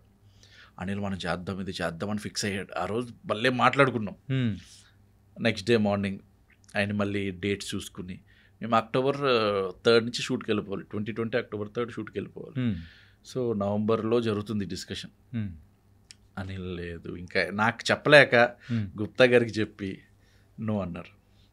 సరే ఇప్పుడు ఏం చేద్దాం అని నేను రాహుల్ రామకృష్ణకి వెళ్ళా. ఓకే, రాహుల్ రామకృష్ణ కొమరయ్య, అక్కడ అతనితో ట్రావెల్ అయ్యాను. అతనితో అయ్యి మళ్ళీ అతను నో అని చెప్పటం, అంటే నో అంటే అతనికి ఇంట్లో ఏదో ఇష్యూ అయ్యింది ఆ టైంలో, ఎవరో చనిపోవటం ఏదో. ఓకే, సో అనిల్ గారు నేను కొంచెం గ్యాప్ తీసుకుంటా అన్నారు. సో అది జరిగింది. దాని తర్వాత నేను చాలామందిని అప్రోచ్ అయ్యాను. కార్తిక్ రత్నం అప్రోచ్ అయ్యాను. కార్తిక్ రత్నం ఏంటి అంటే హి ఫెల్ట్, ఆయన ఇప్పుడు ఇప్పుడే చెప్పేస్తలేడు, అనిల్ గారు కొంచెం బూతులు ఎక్కువైనట్టు అనిపిస్తుంది. ఓకే, అంటే ఇది రాగు, ఇప్పుడు ఏముంది, ఇద్దరు ఆటో డ్రైవర్లు మాట్లాడుకుంటున్నప్పుడు ఏరా తిన్నారా ఇలా అనుకోరు, ఏమరా తిన్నావా అంతే, అంటే మామూలుగా జీబల్స్ తిన్నావా ఇట్లాగే మాట్లాడతారు. అంటే బూతులు నేను చెప్పట్లేదు, కానీ ఇద్దరు ఆటో డ్రైవర్లు చదువుకోలేని వాళ్ళు, అన్ఎడ్యుకేటెడ్ ఉంటే డెఫినెట్లీ వాళ్ళు బూతులే మాట్లాడుకుంటారు, అది కూడా వాళ్ళ లాంగ్వేజ్ అనుకుంటారు. బూతులు ఎక్కువైపోయినాయి ఫీల్ అయ్యాడు. భయ్యా సరే అయితే నేను తగ్గిస్తానులే బూతులు అని చెప్పినా కూడా ఎందుకో తను రాలేకపోయాడు మళ్ళీ అందులోకి. ఒకసారి బూతులు ఎక్కువ అనుకుంటే ఇంకా అలా ఫిక్స్ అయిపోయినట్టున్నారు. ఆయన తర్వాత నేను నందుకి అప్రోచ్ అయ్యా. అదే మన నందు గారు తెలుసు కదా. యా, అప్పటికే సవారీ చేసి వచ్చారు. ఆయన కూడా అప్రోచ్ అయ్యారు. ఆయనకి ఏంటంటే అప్పుడు ఐపీఎల్లో ఉన్నారు, అక్కడ బయో బబుల్ పెట్టేశారు. అవును, ఇక్కడ బయటికి రాకూడదు అని. నవంబర్ ఎండ్కి వస్తాను, అప్పుడు ఐపీఎల్ అవుతుంది. అప్పుడు 2020 ఐపీఎల్ మేలో జరగలే, అప్పుడు ఇదంతా లాక్డౌన్ లేట్గా అయింది. అంటే నేను ఆ టైం లేదు నాకు. సో ఆయనకి బాగా నచ్చింది ఫోన్లో. ఇట్లాగే చాలా మందిని అనుకుని లాస్ట్కి సత్యం రాజేష్ ఏంటి అంటే నేను చేయమంటే చేసేస్తాడు. ఈ ర్యాప్ ఎక్కడ కుదిరింది? ఇది మా క్షణం నుంచి క్షణంలో అద్భుతమైన రోల్ చేశాడు. దాని తర్వాత మేము అప్రోచ్ అయ్యి, నేను అంజలి సినిమాని చేస్తున్న టైంలో మేమే ట్రావెల్ అయ్యాం ఫస్ట్, నవీన్ చంద్ర కంటే ముందు సత్యం రాజేష్ తోటి. అప్పుడు ఏంటంటే అనిల్ నువ్వు ఏ క్యారెక్టర్ ఇచ్చినా నేను చేస్తా, ఏ రోల్ ఇచ్చినా చేస్తా అని ఒక మాటలో అనుకున్నాం. నాలో ఉన్న టాలెంట్ గుర్తించాడని నేను అనుకున్నా అప్పుడు. ఓకే, దాని తర్వాత ఇంకా నేను ఇప్పుడు మా గుప్తాకి చెప్పాను, సార్ సత్యంరాజ్కి వెళ్తే మళ్ళీ నో చెప్పకూడదు. ఇప్పుడు వెళ్ళానంటే ఆయన వచ్చేస్తా, డెఫినెట్లీ నేను తెచ్చేస్తా. కానీ మళ్ళీ నో అంటే మళ్ళీ నా ర్యాప్ పోతుంది అంటే, లేదు సత్యంరాజ్తో వెళ్ళిపోదామన్నారు. అప్పుడు మనోడికి ఫోన్ చేసి, భయ్యా నువ్వు ఒకసారి రా, కాదు ఇట్లా ఒక నరేషన్ ఉంది అంటే, నరేషన్ ఎందుకు చెప్పు, డేట్స్ చెప్పు, అండ్ నేను ప్రొడ్యూసర్తో మాట్లాడి చేసేస్తాను. లేదు రా అని చెప్పేసి అట్లాగా. కానీ వినలేదు, వచ్చిన ఆఫీస్కి వచ్చిన కానీ కథ వినలేదు. ఫస్ట్ డౌన్ ద లైన్ మేము షూట్కి వెళ్ళే ముందు, అంటే అన్నీ ఓకే చేసి షూట్కి వెళ్ళే ముందు విన్నాడు. ఓకే, విని కూడా ఓకే ఓకే ఓకే ఓకే అంటే ప్రాపర్గా వినట్లా. ఇప్పుడు ఏ సీన్ చేయాలో చెప్పు, చేసి వెళ్ళిపోతా, అలాగే ఉన్నారు. ఎప్పుడైతే నేను సినిమా మొత్తం ప్రీమియర్ చూపించానో అప్పుడు ఎగ్జైట్ అయ్యాడు. ఆయన ఎక్స్ప్రెషన్ ఒకటి ఐకానిక్ది ఉంటుంది వేరే సీన్ సినిమాలో అని. అంటే ఇప్పుడు అంటే ఇదా నువ్వు నాకు చెప్పింది అన్న విధంగా ఆయన అసలు అది నేను ఇప్పటికీ మర్చిపోలేను. మన ప్రసాద్ ల్యాబ్స్లో షూ వేసిన తర్వాత వచ్చి యాక్ట్ చేసుకుని, అంటే కథ వినడు అని చెప్పను కానీ నా నుంచి అనిల్ ఎలాగ చేస్తాడులే మంచిగా అన్న ఒక కాన్ఫిడెన్స్ అనమాట ఆయనకి. అట్లాగా ఇంకా ఆ ఒక్క క్యారెక్టర్కి ఇంతమంది చుట్టూ తిరిగాం. క్షణం మూవీ వచ్చేటప్పటికి ఒక డిఫరెంట్ సత్యం రాజేష్ గారిని మేము చూసాం. ఎట్లా అంటే ఆయనలో ఈ టైప్ ఆఫ్ యాంగిల్ ఉందా అని చెప్పేసి. అండ్ కమింగ్ టు ద పొలిమేర ఏంటంటే ఆయన ఇలా కూడా చేయగలుగుతారా అని అనిపించేలా కూడా, ఇన్ఫ్యాక్ట్ చెప్పాలంటే ఇది చూసేటట్టు ఇలా చేంజ్ చేసేసారు మీరు. ఆఫ్టర్ పొలిమేర బిఫోర్ పొలిమేర అనుకునేలా అయిపోయింది సత్యం రాజేష్ గారి కెరియర్. ఎలా అనిపించింది బ్రో ఆ తర్వాత? అంటే నేను అలా ఏం చేయలేదండి. స్వతహాగా యాక్టర్ అనేవాడు ఇప్పుడు ఏదైనా ఒక క్యారెక్టర్కి వెళ్తున్నప్పుడు ఫ్రెండ్ రోల్ చేయాలి, హీరో ఫ్రెండ్ రోల్ చేయాలి అనుకున్నప్పుడు వాడి క్యారెక్టర్లోకి వెళ్తాడు. ఇప్పుడు నువ్వు కామెడీ చేయాలంటే బాడీ లాంగ్వేజ్ మార్చుకోవాలి. ఇట్లా వచ్చేసి షోల్డర్స్ వచ్చేసి ఏం చేస్తున్నావు, ఇలాగే కొన్ని ఎగ్జైట్మెంట్గా చేసేవి మనకి కామెడీ తెప్పించేట్లాంటివి అలాంటివి చేస్తూ ఉంటారు. ఈయన మన సత్యరాజ్ గారు 300 సినిమాలు మ్యాక్సిమం ఫ్రెండ్ రోల్ కామెడీ రోల్సే. నేను ఒకటే చెప్పా, అసలు అలాంటివి ఏమి చేయొద్దు బ్రో, నీలాగుండు, నువ్వు ఒక ఆటో డ్రైవర్ అంతే, నార్మల్గా నీకు నీ ఆటో ఇష్టం, నీ వైఫ్ నీ కిడ్ అంతే, అలాగే ఉండాలి. ఇంకా నాకు ఈ బాడీ లాంగ్వేజ్లు ఏమీ వద్దు. ఇప్పుడు మీరు ఒక సినిమా చూస్తే, అదే ఒక సీన్ చూస్తే, పొలిమేర 1లోనే పోలీస్ స్టేషన్లో ఫాట్ మన ఒకటి కొడతాడు. కొట్టి ఏమ్రా పంచాయతీలు దింపుతున్నావు అంటే నువ్వే పెద్ద మొగాను అయిపోయినావు ఊర్లో అని ఒకడు అంటాడు. అనగానే అయ్యా వద్దయ్యా ప్లీజ్ అట్లా ఆయన మీ బాంచనయ్యా అంటూ ఉంటే షోల్డర్స్ ఇట్లా వచ్చేస్తున్నాయి ఆయనకి తెలియకుండా, అయ్యా వద్దయ్యా ఇట్లా వచ్చేస్తుంది. బ్రో షోల్డర్స్ వద్దు పైకి అంతే, ఓకే డన్. సెకండ్ అయ్యో వచ్చేస్తుంది ఆయనకి. నేను వెళ్ళిపోయి ఒక 5th టేక్ తర్వాత పైన ఇలా పెట్టి ఇలా నుంచున్నా కొంతసేపు, అంటే నొక్కేసి షోల్డర్స్ని కిందకి, షోల్డర్స్ పైకి రావద్దు, పైకి వస్తే నేను కట్ చెప్పేస్తా. అట్లాగ అంటే ఆయనకి అనుకోకుండా వచ్చేయటం, అట్లన్నిటిని నేను కేర్ తీసుకుని అది కాదు ఇలా చేద్దాం అని చెప్పటం. అట్ ద సేమ్ టైం ఆయన ఆ టైంకి ఫుల్ గెడ్డంలో ఉన్నాడు, ఒరిజినల్ గెడ్డం. అది ఒరిజినల్ గెడ్డమేనా? అంటే కొన్ని సీన్స్కి మేము పెట్టుడు గెడ్డం పెట్టాము, అది ప్యాచ్ వర్క్లోకి. కానీ మ్యాక్సిమం ఒక 20% అదేంటి 20 days ఆఫ్ మేము 23 days ఎన్నో చేసాం సినిమా అంతే. Okay, 3 days patch work. ఆ 3 daysలో పెట్టుడు గడ్డం క్లోజప్లు తీసుకున్నాం. కానీ 20 days రియల్ గడ్డం, అది లాక్డౌన్లో పెంచుకున్న గడ్డం పొలిమేరకి. సో ఆ గడ్డంతో అంత డిఫరెంట్ లుక్ వచ్చి న్యాచురల్గా చేయండి అని చెప్పాను అంతే. ఇదేమి మీరు ఎట్లా పర్ఫామ్ చేయాలి, మీరు అలా ఆ జోన్లో మీరు ఉంటే అలా ఊహించుకుంటారు. ఇది కామెడీ చేయాల్సిన సినిమా రోల్ కాదు. సో అట్లా అని చెప్పి అలా చెప్పాను. అండ్ బేసికల్గా ఆయన మంచి పర్ఫార్మర్. యా, అందుకే ఇదంతా కుదిరింది. లేదనుకోండి ఆయన యాక్టింగ్ మనకు ఎక్కదు. ఆయన పర్ఫార్మర్ కాబట్టి మనకు అది ఎక్కింది అంతే. ఇప్పుడు ఒకటి చెప్పండి అన్న, ఏంటంటే ఈ ఫస్ట్ పార్ట్ తీసేటప్పుడే సెకండ్ థర్డ్ ఇలాంటివన్నీ ఏమైనా ముందే ప్లాన్ చేసుకున్నారా? ఎందుకంటే ఫస్ట్ పార్ట్ తీసేటప్పుడు ఫస్ట్ షాట్లోనే ఒకటి ఎక్స్ప్లెయిన్ చేసేటప్పుడు అక్కడ ప్రొజెక్టర్ వేసి ఎక్స్ప్లెయిన్ చేసేటప్పుడు అనంత పద్మనాభ స్వామిని చూపిస్తారు, నాగబంధనంకు సంబంధించిన ఆ డోరు చూపిస్తారు, వగేరా వగేరా ఇంకా అన్నీ చూపించేసుకుంటూ వెళ్ళిపోయారు. ఎట్లా ఈ ప్లానింగ్ ఏంటి ఇది అసలు? యాక్చువల్గా ఇది ఒకటే కదా, ఇందులో టెంపుల్ ఉంది, నాగబంధనం ఉంది, నాకు అనంతపద్మ స్వామి టెంపుల్ గురించి కూడా నేను చెప్దామని అంతా అనుకున్నా. కానీ పెద్దగా అయిపోయింది కదా. పెద్దగా అయిపోయేసరికి నా క్లైమాక్స్ అంటే నా ఇంటర్వెల్ బ్లాక్లో కొమరయ్య బతికే ఉన్నాడని చెప్పడం ఇంటర్వెల్ బ్లాక్. అక్కడికే ఇప్పుడు ఫస్ట్ పార్ట్ అయిపోయింది. అంటే 1.5 hour అయిపోతుంది అక్కడ. 1.5 hourకి నేను ఇంటర్వెల్ బ్లాక్ ఇస్తే ఆడియన్స్ థ్రిల్లర్లో తంతారు నన్ను, లేదా తలనొప్పి వస్తుందని వెళ్ళిపోతారు. నాకు ఇప్పుడు ఎంత ఏ సీన్ తీసేద్దామన్నా కానీ అది ఇంకొక సీన్కి లింక్డ్ ఉంది. So I couldn't do that. 1.5 hour నేను చూపించాల్సిందే. 1.5 hourకి నేను ఫస్ట్ ఇంటర్వెల్ వేస్తే అది పోదు అని నేను స్క్రిప్టింగ్లో కూర్చుని నా ప్రొడ్యూసర్తో మాట్లాడి ఏం చేద్దామంటే ఇంటర్వెల్ ముందుగా ఏమన్నా పుష్ చేయడం చూడండి అన్నారు. అప్పుడు నేను ఆల్టర్నేటివ్ ఇంటర్వెల్ అంటే ఇప్పుడు వెబ్ సిరీస్ వచ్చింది కాబట్టి ఇంటర్వెల్ లేదు. కొమరయ్య చనిపోవటం ఈజ్ మై ఇంటర్వెల్ ఇప్పుడు నార్మల్గా ఇప్పుడు సినిమాలాగా తీసుకుంటే. సో నేనేంటంటే దాన్ని పుష్ చేసుకున్నాను. ఫస్ట్ హాఫ్కి అలా చేసుకుని ఇంకొక బ్లాక్ తీసుకున్నా, ఇంటర్వెల్ బ్లాక్ ఇంకోటి తీసుకున్నాను. ఇదే 1.5 hourకి సరిపోతుంది. ఒక ఫస్ట్ పార్ట్ లాగా అయిపోయింది. నేనేంటి టెంపుల్ ఇష్యూస్ అన్ని ముందే పెట్టా. ఆ ఒక్క సీనే కాదు, ఇప్పుడు సెకండ్ సీన్లో మనం కూర్చొని ఎక్కడో కాన్ఫరెన్స్ జరుగుతూ ఉంది, ఆ కాన్ఫరెన్స్లో దీని గురించి మాట్లాడుకుంటున్నారు. అలా కాకుండా వీడు గుడికొచ్చి మొక్కటం ఇవన్నీ నేను పొలిమేర 1లోనే ఉండాలి. నేను అలాగే రాసుకున్నా కథంతా కూడా. కానీ లాస్ట్కి షూట్కి వెళ్ళే ముందు ఇప్పుడు నేను టెంపుల్ గురించి చెప్పాను అనుకో, డెఫినెట్లీ ఎవ్రీబడి విల్ ఏమంటారు 2 గురించి వెయిటింగ్ చేస్తూ ఉంటారు, లేకపోతే సాటిస్ఫై అవ్వరు క్లైమాక్స్కి వచ్చేసరికి. సో 2 అసలు టెంపుల్ గురించి మెన్షన్ చేయొద్దు. పొలిమేర 1 హిట్ అయితే మంచిగా డబ్బులు వస్తాయి అప్పుడు 2 చేద్దాం, లేకపోతే వద్దు, ఇది ఇలాగే వదిలేద్దాం అని చెప్పి ముందే అనుకుని సరే అని నేను ఆల్రెడీ అప్పటికి షూట్ చేసి ఉన్నాను. ఏంటి కాన్ఫరెన్స్ రూమ్ ఇదంతా. సో నా కథ ఎప్పుడైనా కేరళ వెళ్ళాలి. మీరు ఫస్ట్ చూస్తే అనంతపద్మ స్వామి టెంపుల్ చూపిస్తే లాస్ట్ కొమరయ్య కేరళ వచ్చినట్టు చూపిస్తాను. సో అలా అనుకుని చేశాను. హిట్ అయింది మంచిగా. ఇంకా 2తో నేను ఎండ్ చేసేయాలి. నేను 2తో ఎండ్ చేసేద్దామనే అనుకున్నా. కానీ కూర్చుని నేను ఇప్పుడు మళ్ళీ 2ని కథ ఏదైతే ఆ టెంపుల్ ఉందో ఆ టెంపుల్ ఇష్యూస్ అన్నీ నేను చేస్తుంటే మళ్ళీ ఇది పెద్దగా అయింది కదా.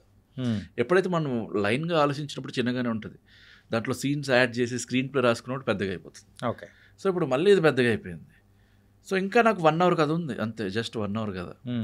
ఆ 1 hour కథ కూడా ఇన్వాల్వ్ చేసేద్దాం. ఇప్పటికే 2 hours అయిపోయింది. పొలిమేర 2 2 గంటలు అయిపోయింది. 3 గంటలు పెట్టి చెప్పేయచ్చు, కానీ 3 గంటలు పెట్టి చెప్పాలంటే ఒక పెద్ద యాక్టర్ కావాలి నాకు. ఆడియన్ని అలా కూర్చోబెట్టి 3 గంటలు పెట్టి చాలా కథలు. ఇప్పుడు యానిమల్ ఉంది, లేకపోతే పెద్ద పెద్ద సినిమాలు ఉన్నాయి 3 hours కూర్చోబెట్టే సినిమాలు. కానీ 3 hours కూర్చోబెట్టాలంటే అలాంటి యాక్ట్రిస్ట్ ఉండాలి, అలాంటి యాక్టర్ ఉండాలి, అలాంటి పర్ఫార్మెన్సెస్ ఉండాలి. నాకు ఓన్లీ పర్ఫార్మెన్సెస్ ఉన్నాయి, అలాంటి పెద్ద ఆర్టిస్ట్ లేడు. సో అండ్ ఇట్స్ థ్రిల్లర్, అదంతా డ్రామా. ఇప్పుడు యానిమల్ ఈజ్ డ్రామా, ఇది థ్రిల్లర్లో ఏంటంటే ఎక్కువ ఇన్ఫర్మేషన్ ఇచ్చేస్తూ ఉంటాం. ఆడియన్ బ్రెయిన్ పనిచేస్తూనే ఉంటుంది 2 గంటల తర్వాత 1 నిమిషం అయినా కానీ తలనొప్పి వస్తుంది. ఓకే. సో నేను 3 గంటలు చెప్పాను అనుకో, ఇంకా అది పక్క అక్కడే షూర్ షాట్. ఇది నేను శేష్ దగ్గర నేర్చుకున్నా. శేష్ చెప్పాడు ఒకటి థ్రిల్లర్ సినిమాలు ఎప్పుడు 2 hours on dot. 2 hours 1 minute ఉన్నా కానీ సినిమా పోద్ది. ఓకే అని అంటే తలనొప్పి వచ్చేస్తుంది ఆడియన్కి. సో నేను 2 hours కన్నా ఎడిట్లో కట్ చేసుకుంటూ ఉంటాను అది. సో ఇప్పటికే నాకు ఇంకో 1 hour ఉంది, ఏం చేద్దామని సరే అని పార్ట్ 3 పెట్టేసుకున్నాం. ఓకే. ఇప్పుడు నాకు అసలు చాలా పెరిగింది, నా స్కోప్ పెరిగింది. అండ్ ప్రతి ఒక్కరు అందరూ మన ఆడియన్స్ ఇంట్రెస్ట్ చూసి నేను పొలిమేర 3 మళ్ళీ ఫ్రెష్గా రాశాను. ఓకే. ఇప్పుడు చెప్పండి అన్న, అంటే 1 అప్పుడు ఉన్న లైన్ కాకుండా ఇప్పుడు మారింది. అది నేను కొంచెం చెప్పేది. పెరిగింది దాంట్లో. ఇంకొంచెం పెరిగింది, ఎలిమెంట్స్ పెరిగాయి. ఇప్పుడు ఒక కొత్త ప్రపంచం వచ్చింది, కొత్త వరల్డ్ క్రియేట్ అయింది. ఓకే. రీసెంట్గా బన్నీవాస్ గారికి నరేట్ చేశాను పొలిమేర 3. ఓకే. Is on board. మనకి బన్నీవాస్ గారు, వంశీనంది పాటు గారు కలిసి చేస్తున్నారు. ఓకే. ఆయన ఒక కొత్త ప్రపంచం క్రియేట్ చేసావు అనిల్, ఇలాగే మాట్లాడారు. ఆయన గూస్ బంప్స్ సీన్స్ 5-6 ఉన్నాయి ఈ సీన్లో. బన్నీవాస్ గారు ఇన్వాల్వ్ అయ్యారు అనేటప్పటికీ ఇంకా దానికి తోడు పెద్ద హీరో ఎవరో కూడా ఇందులో అడుగు పెట్టబోతున్నారని కూడా అర్థమైపోతుంది. అంటే ఎగ్జాక్ట్లీ మీరు సినిమా చూస్తే తెలుస్తుంది, అది కూడా one of the big suspense ఎలిమెంటే మనకి. ఒక పెద్ద హీరో అని చెప్పను కానీ ఒక పెద్ద నేమ్ ఉన్న ఆర్టిస్ట్ ఓకే వర్క్ చేస్తున్నారు. అండ్ ఇంకా అన్నీ అవ్వలేదు, టర్మ్స్ ఇంకా చాలా ఉన్నాయి, అవన్నీ జరిగితే త్వరలోనే అనౌన్స్ చేస్తాం. ఓకే. అండ్ థ్రిల్లర్స్ విషయానికి వచ్చేటప్పటికి మీరు 28C అనేది ఇట్స్ ఏ థ్రిల్లర్ ఫస్ట్ది. ఓకే. అండ్ తర్వాత Polimera thriller, 2 thriller and 3 thriller. And దాంతోపాటు ఇప్పుడు ఈ మధ్యలో మీరు స్టోరీ ఇచ్చిన 12A రైల్వే కాలనీ అది థ్రిల్లర్. ఏంటి థ్రిల్లర్ పిచ్చి ఏంటి అసలు? యాక్చువల్గా ఏది పట్టుకున్నా కానీ థ్రిల్లర్ అనేటప్పటికీ ఉన్నారు, మాకున్నారు, అనిల్ గారు ఉన్నారని చెప్పేసి తెలుగు ప్రేక్షకులు చెప్పుకునేలా చేస్తూ ఉన్నారు. ఏంటిది సార్ యాక్చువల్గా దీని వెనకాల ఉన్న స్టోరీ ఏంటి? అంటే నాకు బేసికల్గా నేను కొన్ని ఫాలో అవుతూ ఉంటాను, నన్ను ఎగ్జైట్ చేయాలి. అంటే నేను కథ రాసేటప్పుడు కూడా నేను ఒకటే అనుకుంటా, ఒడియమ్మ ఫ్యాక్టర్ అని ఒకటి ఉంటుంది. అది నాకు వచ్చింది అంటే నేను హ్యాపీ ఫీల్ ఇంకా అది పెట్టేస్తాను అనమాట. ఒడియమ్మ ఏముందిరా అనిపించాలి. అదే అమ్మాయిని చూసినా, ఒక కథలో ఒక అద్భుతమైన చాప్టర్ని చూసినా అలా అనిపిస్తే అది డెఫినెట్లీగా ఉంటుంది. సో లవ్ స్టోరీలో కూడా ఉంటుంది అది ఒడియమ్మ ఫ్యాక్టర్. నాకేంటి అంటే థ్రిల్లర్లో ఇంకా ఎక్కువ ఉంటాయని ఫీలింగ్. ఒక ట్విస్ట్ క్లైమాక్స్కి వచ్చేసరికి వాడుగాడు వీడు, లేకపోతే ఇది కాదు అది అని ఇంకొకటి ఏదన్నా డిఫరెంట్ కథ ఒకటి అనుకుంటూ ఇంకో కథలోకి వెళ్ళటం, అది నాకు ఒడియమ్మ factor. At the same time అరే ఏంట్రాడు అట్లా చంపటం కూడా ఏదన్నా మన కొత్తగా ఒక వర్జిన్ సీన్స్ అంటాం. అంటే ఇప్పటివరకు ఏ స్క్రీన్ మీద చూడనటువంటి సీన్స్ని వర్జిన్ సీన్, అట్లాంటి ఒక వర్జిన్ సీన్స్ మన దగ్గర ఉంటాయి, నాకు ఒడియమ్మ ఫ్యాక్టరే. సో అలాగా థ్రిల్లర్స్లో ఎక్కువ ఉంటాయి కాబట్టి నేను థ్రిల్లర్స్ చేస్తున్నాను అంతే. Okay. And at the same time నాకు లవ్ స్టోరీస్ చాలా ఇష్టం. నేను కమర్షియల్ కామెడీ నేను బాగా ఎంజాయ్ చేస్తాను. కాకపోతే నేను ఒకేసారి ఇంకోటి నేను చెప్తా, మీరు ఇప్పుడు అందరు థ్రిల్లర్ అనుకుంటున్నారు, నేను లవ్ స్టోరీస్ చాలా బాగా చేస్తాను. నా మేజర్ థింగ్ ఇంకా ప్లస్ థింగ్ మీరు చూడలేదు. నేను లవ్ స్టోరీలోకి వచ్చినప్పుడు అప్పుడు తెలుస్తుంది, ఒరే అనిల్ లవ్ స్టోరీస్ బాగా చేస్తా, ఇది చేస్తాడా బాగా అని అది ఇప్పుడు ఏంటంటే ఒక ఊపులో వచ్చారు, ఈ ఊపులోనే కంటిన్యూ థ్రిల్లర్స్ చేసుకుంటూ వెళ్తున్నాను అంతే. త్వరలో వస్తుంది లవ్ స్టోరీస్, ఒక 4th movie or 5th movie. Okay. Down the line ఒక love story, proper love story. అన్నా ఈ బ్లాక్ మ్యాజిక్, తాంత్రిక పూజలు అండ్ ఇవన్నీ మీరు చాలా క్షుణ్ణంగా చూపించారు. ఇన్ఫ్యాక్ట్ చెప్పాలంటే అది భయపెట్టేలాగా కూడా చూపించారు. ఓకే. అది కూడా థ్రిల్లింగ్ ఫ్యాక్టర్ మన సినిమాటిక్ నాలెడ్జ్లో మీరు చూపించారు. దీని గురించి యూజువల్గా స్టోరీ రాసేటప్పుడైనా కానీ ఏదైనా ఒకటి ఎలిమెంట్ అనేది కూడా మన రియల్ లైఫ్లో ఎక్కడో ఒక చోట టచ్ అయ్యి ఉంటేనే మనం ఆ స్టోరీకి అయినా కానీ ఆ పాయింట్ అనేది కూడా వచ్చి మనం రాయగలుగుతాం. అలా మీ లైఫ్లో ఏదన్నా ఉందా? అంటే ఉందా అంటే వినటమే. ఇప్పుడు నాకు పర్సనల్గా ఏమీ జరగల. ఇప్పుడు నేను కూడా బ్లాక్ మ్యాజిక్ నేను ఏదో భయపెడుతూ చూపించానంటే నేను భయపెడుతూ ఎక్కడా చూపించలా, చేతబడని పేరు చెప్పే అంతే. ఆ పేరుకే భయపడుతున్నారు. అంటే లిటరల్లీ ఊర్లో చేతబడి అంటే వాళ్ళకి కామన్ అయిపోయింది. నిజంగా అది ఉందని వాళ్ళు బిలీవ్ చేసేస్తారు. అంటే మీకు ఎక్కడైనా అంటే విన్న సందర్భం ఏదైనా కానీ స్కేరీగా అనిపించింది ఏదైనా ఒకటి ఉందా? స్కేరీగా అనిపించిందంటే నేను అదే సినిమాలో పెట్టేశాను. మా తాతయ్య చిన్నప్పుడు చెప్పేవాడు, వాళ్ళ ఫ్రెండ్ ఉండేవాడంట, వాళ్ళ తాతయ్య వాళ్ళ ఫ్రెండ్, వాడు తాత కలిసి చదువుకునేవాళ్ళు. హాలిడేస్లో వాళ్ళ నాన్న దగ్గరికి వెళ్ళేవాడంట. వాళ్ళ నాన్న వేరే ఊర్లో ఉంటారు, ఆయన చేతబడులు చేసేవాడు. సో వాళ్ళ నాన్నకి ఎప్పుడైనా తిప్పి కొట్టేవి ఏమైనా ఉంటే మిడ్ నైట్లో హెల్ప్ చేసేవాడంట ఆయన. ఆయన ఏంటంటే ఎప్పుడన్నా ఒక మట్టితో బొమ్మ చేసి దాన్ని తీసుకెళ్ళి ఏట్లో కలిపేయాలి అంటారు సంథింగ్ నియర్. ఆ ఏట్లో కలిపేసేటప్పుడు ఎదురెవరు రాకూడదు. ఎదురు వస్తే ఈయనకి తిప్పి కొట్టేస్తుంది. సో ఈ పిల్లోడు ఏం చేసాడు, సైకిల్ తొక్కుంటూ వెళ్ళిపోయి ఎవరన్నా ఉంటే బయట కూర్చున్న వాళ్ళు లోపలికి వెళ్ళండి మీరు ఇటు రావద్దంటే ఊర్లో వాళ్ళు కూడా హెల్ప్ చేసేవాళ్ళు. సో ఆ సీన్ నాకు చిన్నప్పుడే మా తాత చెప్పాడు. అది నేను పొలిమేర 1లో పెట్టేశాను యాజ్ ఇట్ ఈస్గా. అది నాకు భయంకరంగా అనిపించింది. లేడీ గెటప్ వేసుకుని, అదే ఒక అమ్మవారు గెటప్ వేసుకుని వెళ్తారంట లేడీ గెటప్లో. సో లేడీ గెటప్లో ఒకడు ఎవడో అలా వెళ్తూ ఉంటే, ఒక అబ్బాయి లేడీ గెటప్లో వెళ్తూ ఉంటే వాళ్ళ పిల్లోడు కిందకి వెళ్ళి ముందుకు వెళ్ళి సైకిల్ తొక్కుంటూ వెళ్ళిపోయి అందరినీ వెనక్కి వెళ్ళడం అని చెప్పేసి వాడు అట్నుంచి అటు వెళ్ళిపోతాడు. వాడు వెనక్కి రాకూడదు, మళ్ళీ వాడు ఎదురవుతాడు కదా, ఆడు వెళ్ళిపోతాడు అట్నుంచి అటు, ఇంకో దారిలో ఇంటికి వచ్చేవాడు అంటాడు. సో ఇవన్నీ మా తాత చిన్నప్పుడే చెప్పాడు నాకు. వాళ్ళు ఏంటి అంటే పవర్స్ని కంట్రోల్ చేస్తూ ఉంటారు కాబట్టి నిమ్మకాయలు చాలా త్వరగా వాడిపోతాయంట. సో ప్రతి వారం నిమ్మకాయలు వాడిపోతుంటే వాడిన నిమ్మకాయలు ఉంచకూడదు. ఉంచితే ఆ పవర్సే వాళ్ళని చంపేస్తాయి. చేతపడి వాళ్ళు కంట్రోల్ చేస్తూ ఉంటారు పవర్స్ని, ఆ పవర్సే వాళ్ళని చంపేస్తాయంట.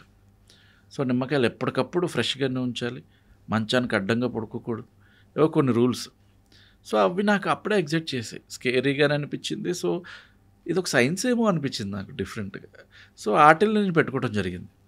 అండ్ డౌన్ ద లైన్ నేను కథ అనుకున్న తర్వాత నేను కొంతమందిని కలిశాను. ఇప్పుడు ఈ ఖమ్మంలో ఇటు సైడ్ మేము చేస్తున్నామో అటు ఒక గూడెంలాగా ఏదో ఉంది, లోవర్ క్యాస్ట్ వాళ్ళందరినీ అక్కడ ఉంచుతారు, అట్లా సంథింగ్ అది డిఫరెంట్. ఒకటి ఏంటంటే బ్లాక్ మ్యాజిక్ లోవర్ క్యాస్ట్ వాళ్ళు చేస్తారని ఉంది అసలు సమాజంలో. అందరూ అది నిజం కాదు, అది ఎవరన్నా చేయొచ్చు, కానీ వాళ్ళు ఎక్కువ చేస్తారనేది ఏదో ఒక సంథింగ్ ఒక పేరుకుపోయింది అందరిలో బ్రెయిన్లో.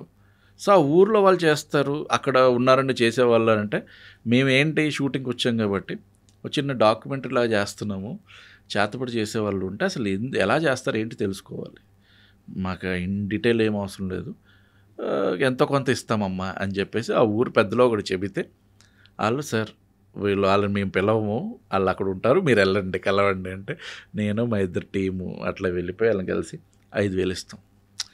అంటే కొంతమంది షో ఆఫ్ చేసిన వాళ్ళు ఉన్నారు, కొంతమంది భయపెట్టిన వాళ్ళు ఉన్నారు. అట్లా ఒకళ్ళు అసలు వెళ్ళంగానే అసలు రికార్డ్ చేస్తుంటే ముందు అది ఆపేయండి అని తిట్టడం, 4 రికార్డులు కూడా ఆపేసి అట్లాగా అన్నీ విన్నాను. ఒకటి కింద నాకు జెన్యున్గా అనిపించేది ఏంటి అంటే ఒకడు ఇద్దరు ఎవడో నాకు ఎందుకు నిజంగానే చేస్తాడేమో అని కొంచెం అనిపించింది. అది ఏదో నేను పారానార్మల్ థింగ్ చూసానని కాదు, కానీ నాకు ఇక్కడ ఆపేద్దాం అని అనిపించింది వాడిని ఇంకా కెలక్కుండా. సో డన్ అండి, థ్యాంక్ యూ అని చెప్పేసి అట్లా వచ్చేసాం కూడా. ఎందుకు సార్ అట్లా ఏమనిపించిందని, ఎందుకు అలాగా? అది మ్యాజిక్ అవ్వచ్చు, లేకపోతే ఏమన్నా అవ్వచ్చు. ఇప్పుడు దీపం ఉన్నట్టుండి వెలగటం ఇలాంటివో చేస్తూ ఉంటారు, అవి జరిగాయి.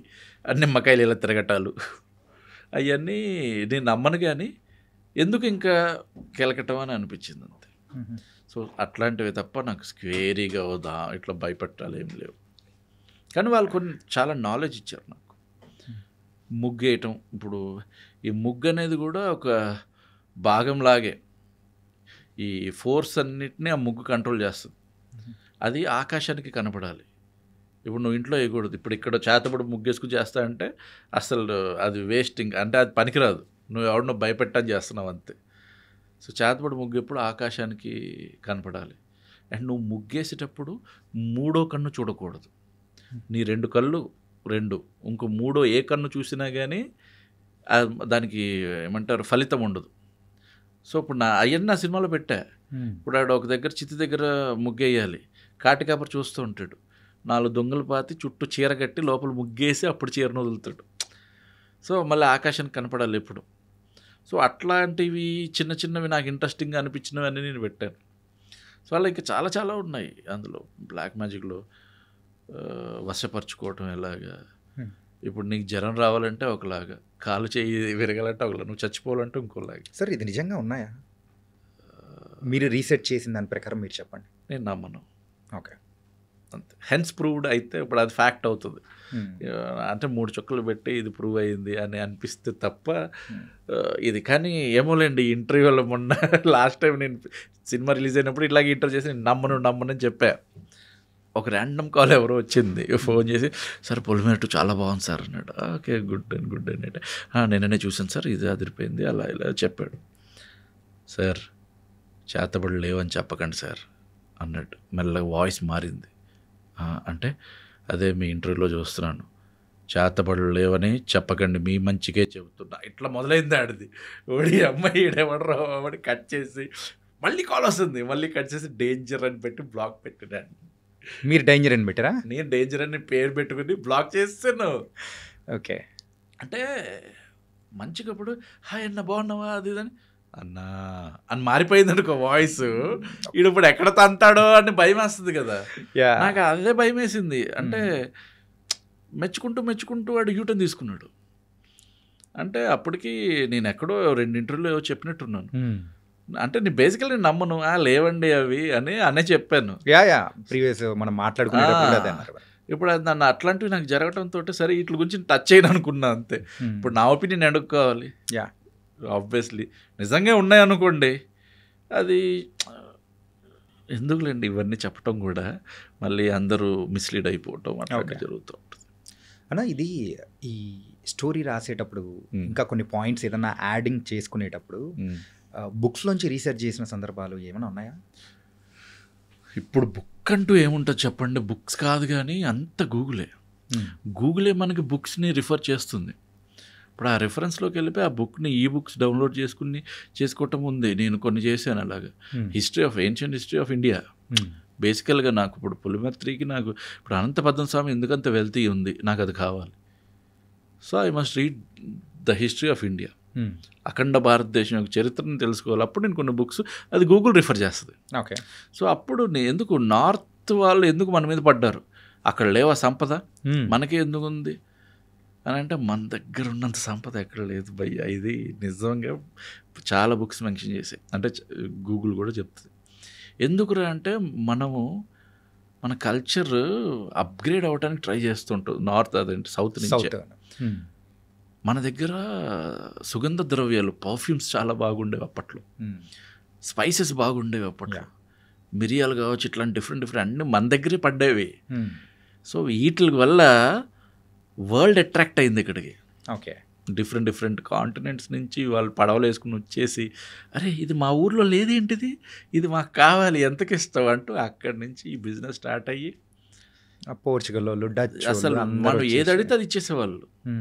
దీని గురించి మన దగ్గర భూమిలో పండుద్ది చాలా చవక, వాళ్ళకి అది అవసరం. అట్లా వచ్చి మనం టూర్ అయిపోయారు.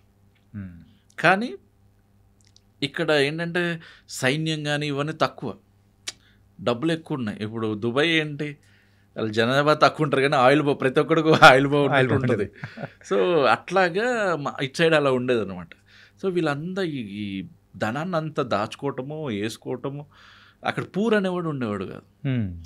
ఇప్పుడు ఎవడన్నా కొనేవాడు పూర్ ఉండడు, అమ్మేవాడు పూర్ ఉండడు, ఇద్దరు రిచ్చే ఉంటారు. కాబట్టి బేసిక్ నెసెసిటీస్ వల్ల కొనుక్కోవటం అమ్ముకోవటం జరుగుతూ ఉంటాయి అంతే. సో ఇవన్నీ నేను రీసెర్చ్లో తెలుసుకున్నాను. అలాగ తెలుసుకుంటూ కొన్ని గూగుల్లో నాకు అంత రిఫరెన్స్ ఇచ్చింది. గూగుల్ ఏదన్నా బుక్ రిఫర్ చేస్తే ఆ బుక్ని మళ్ళీ, అంటే గూగుల్ అంతా చెప్పదు, జస్ట్ ఒక పేరా ఇచ్చేసి మిగతాది తెలుసుకోవాలంటే కింద రిఫరెన్సెస్ అని రాసి ఉంటుంది ఆ గూగుల్లో కూడా. ఆ వికీపీడియా తీసుకున్నా కానీ అందులో రిఫరెన్సెస్ ఉంటుంది. ఆ బుక్లోకి వెళ్ళి చదువుకుంటే మనకు ఉంటుంది అనమాట. మీ లైఫ్లో ఎప్పుడైనా కానీ ఎనీ పారానార్మల్ యాక్టివిటీ ఒక్కడిగా ఉన్నప్పుడు ఏదైనా ఎక్స్పీరియన్స్ ఫేస్ అయ్యి ఇది అనుకొని అరే అది కాదు అని భయపడిన సందర్భాలు ఏదైనా ఉందా? అంటే అది పారానార్మల్ కాదని తెలిసిపోయింది తర్వాత ఎందుకంటే, అంటే అదట్ ఎక్స్పీరియన్స్ ఇప్పటికీ మనసులో మాత్రం ఉండిపోయి ఉంటుంది. నాకు చిన్నప్పటి నుంచి స్పిరిట్స్ కనపడితే చింత చెట్టు మీద దయ్యాలు ఉంటాయి సంథింగ్ ఇట్లా చెప్తూ ఉంటారు. నాకు దయ్యాన్ని చూడాలని ఉంటుంది, నాకు ఎందుకు కనపడవు. ఇప్పుడు మిడ్నైట్ 2 o'clock నేను ఎంసెట్ రాసే టైంలో 2 వరకు చదువుకునేవాడిని. మా ఇంటి పక్కనే దూరంగా చింత చెట్టు ఉండేది. నేను ఇక్కడ ఎస్ఆర్ నగర్ కాలనీ దగ్గరే ఉండేవాడిని అప్పట్లో. నేను తెల్లారి ఇంకా 2:30కి అట్లాగా అదే బయటకు టాయిలెట్కి వచ్చేసి చింత చెట్టు వైపు చూసి ఒకటన్నా కనపడండి నాకు ప్లీజ్, ఒకటి ఇట్లా అడిగేవాడిని. ఎక్కడన్నా తెల్లగా ఏదన్నా చెట్టు మీద ఉంటుందేమో అని, ఎక్కడ ఉండేది కాదు. సో అట్లాగా నడుస్తున్న టైంలో ఒకరోజు చదువుకుంటున్నాను. నైట్ నేను ఎక్కువ నాక్టర్నల్, నైటే బాగా చదివేవాడిని. చిన్నగా టిన్ అని గజ్జల సౌండ్లాగా వస్తుంది. నాకు ఒకసారి టక్కున భయం వేసింది. ఏంట్రా అని చూస్తే ఇంట్లో వాళ్ళు పడుకుని ఉండిపోయారు, నేను ఒక్కడే చదువుకుంటాను కాబట్టి నన్ను పక్కన వేరే రూమ్లో పెట్టేవాళ్ళు. నాకు కొంచెం బయటకు వెళ్ళి చూడటానికి భయం వేస్తుంది. కానీ మిడ్ నైట్ మళ్ళీ ఆగుతుంది కొంచెంసేపటికి. సరే మళ్ళీ ఒక 5 నిమిషాలు మళ్ళీ గజ్జలు ఎవరో నా పక్కనే ఉన్నారని, లేదు వెళ్ళిపోదు అని. అప్పుడు నాకు టార్చ్ లైట్ కూడా ఉండేది ఇంట్లో. టార్చ్ లైట్ తీసి బయటకు వచ్చాను. బయటకు వచ్చి అటు ఇటు చూస్తూ ఉంటే గాలి వస్తుంటే, ఇప్పుడు అంట్లు తోమేసిన తర్వాత ఒక చిన్న దాంట్లో పెడతారు అన్నీ, అంటే ఇప్పుడు ఇంట్లో కూడా దాన్ని ఏమంటారో తెలియదు, ఒక పెద్ద డబ్బాలాగా ఉంటుంది, దాంట్లో పెడతారు. చెంచాలన్నీ ఒక దగ్గర ఇలా ఏలాడదీస్తుంటారు. గాలికి 2 చెంచాలు ఇట్లా కొట్టుకుంటున్నాయి. టిన్ టిన్ టిన్. నేను వెళ్ళిపోయి టార్చ్ చేసుకుని అంటే అంతా చూస్తున్నా, ఎక్కడి నుంచి వస్తూ ఉండని. అది గాలి వచ్చినప్పుడే వస్తుంది, మళ్ళీ ఆగిపోతుంది. సో అక్కడికి వెళ్ళి చూస్తే అప్పుడు నేను ఒకటి అనుకున్నా, లైఫ్లో ఏది జరిగినా దాని వెనకాల ఒక రీజన్ ఉంటుంది, దేనివల్ల ఏదో జరుగుతుంటుంది తప్ప ఇప్పుడు పారానార్మల్గా ఏది ఉండదు అని. సో అట్లాగా నాకు ప్రతిదానికి ఆన్సర్లు దొరికిపోయాయి. ఇప్పుడు పారానార్మల్గా జరుగుంటే నేను ఇప్పుడు ఈ సినిమా తీసేవాడిని కాదేమో, నేను బిలీవ్ చేసేవాడిని అప్పుడు. ఓకే. సో అది లేదు అన్న ఒక ధైర్యంతో నేను చేశాను అంతే. So that's the thing. కాకపోతే చాలా ఎక్స్పీరియన్సెస్. మా డాడీ మేము కొండాపూర్లో ఉండేవాళ్ళం చిన్నప్పుడు, నేను 4th 5th క్లాస్లో. మా డాడీ ఇక్కడ ఐడియల్ అని ఒక కంపెనీ ఉంటే అందులో వర్క్ చేసేవారు. ఓకే. ఐడియల్ నుంచి కొండాపూర్ రావాలి. అప్పట్లో ఈ కేపీహెచ్బి దాటిన తర్వాత అంతా అడవి, హఫీజ్పేట ఇవేవి లేవన్నమాట. అంటే కానామెట్ ఇవన్నీ, ఇజ్జత్ నగర్ ఇవన్నీ అనేవాళ్ళు, అదంతా అడవి. మా డాడీ ఆ అడవిలో దాటి చిన్న స్కూటర్ రోడ్ దాటి ఇంటికి వచ్చేవాళ్ళు. సెకండ్ షిఫ్ట్ అంటే డాడీకి 10 o'clock అయిపోద్ది. నడిపించుకుని ఇంటికి వచ్చేసరికి డాడీ 11:30 ఎప్పుడు అవుతుంది. శ్మశానం దాటి రావాలి. అక్కడ ఒక శ్మశానం ఉంది, రైల్వే ట్రాక్ ఉంటుందా, రైల్వే ట్రాక్ పక్కన శ్మశానం, అది అప్పటి నుంచి ఉండేది. అవును. అప్పటి వరకు బండి సింగిల్గానే ఉండేదంట, అక్కడి నుంచి డబుల్ అయ్యేదంట, డబుల్గా నడిపిస్తున్నట్టు ఉండేదంట బండి. శ్మశానం దాటిన తర్వాత నుంచి ఎవడో వెనకాల కూర్చున్నాడు. ఇదే ఫీలింగ్. డాడీ ఇంటికి వచ్చిన తర్వాత కూడా నాతో పాటు ఎవరో వచ్చారు, మీరు పడుకోండి, ఇట్లా మాట్లాడతాడు డాడీ. ఏంటిది అనుకునేవాడిని. అన్ని చిన్నవి. ఇప్పుడు దామ్తారు కట్టేస్తారు. అవును. మేము పడుకునే వాళ్ళం, మమ్మీ డాడీ నేను అన్నయ్య ఒక దామ్తారు పడుకుంటే.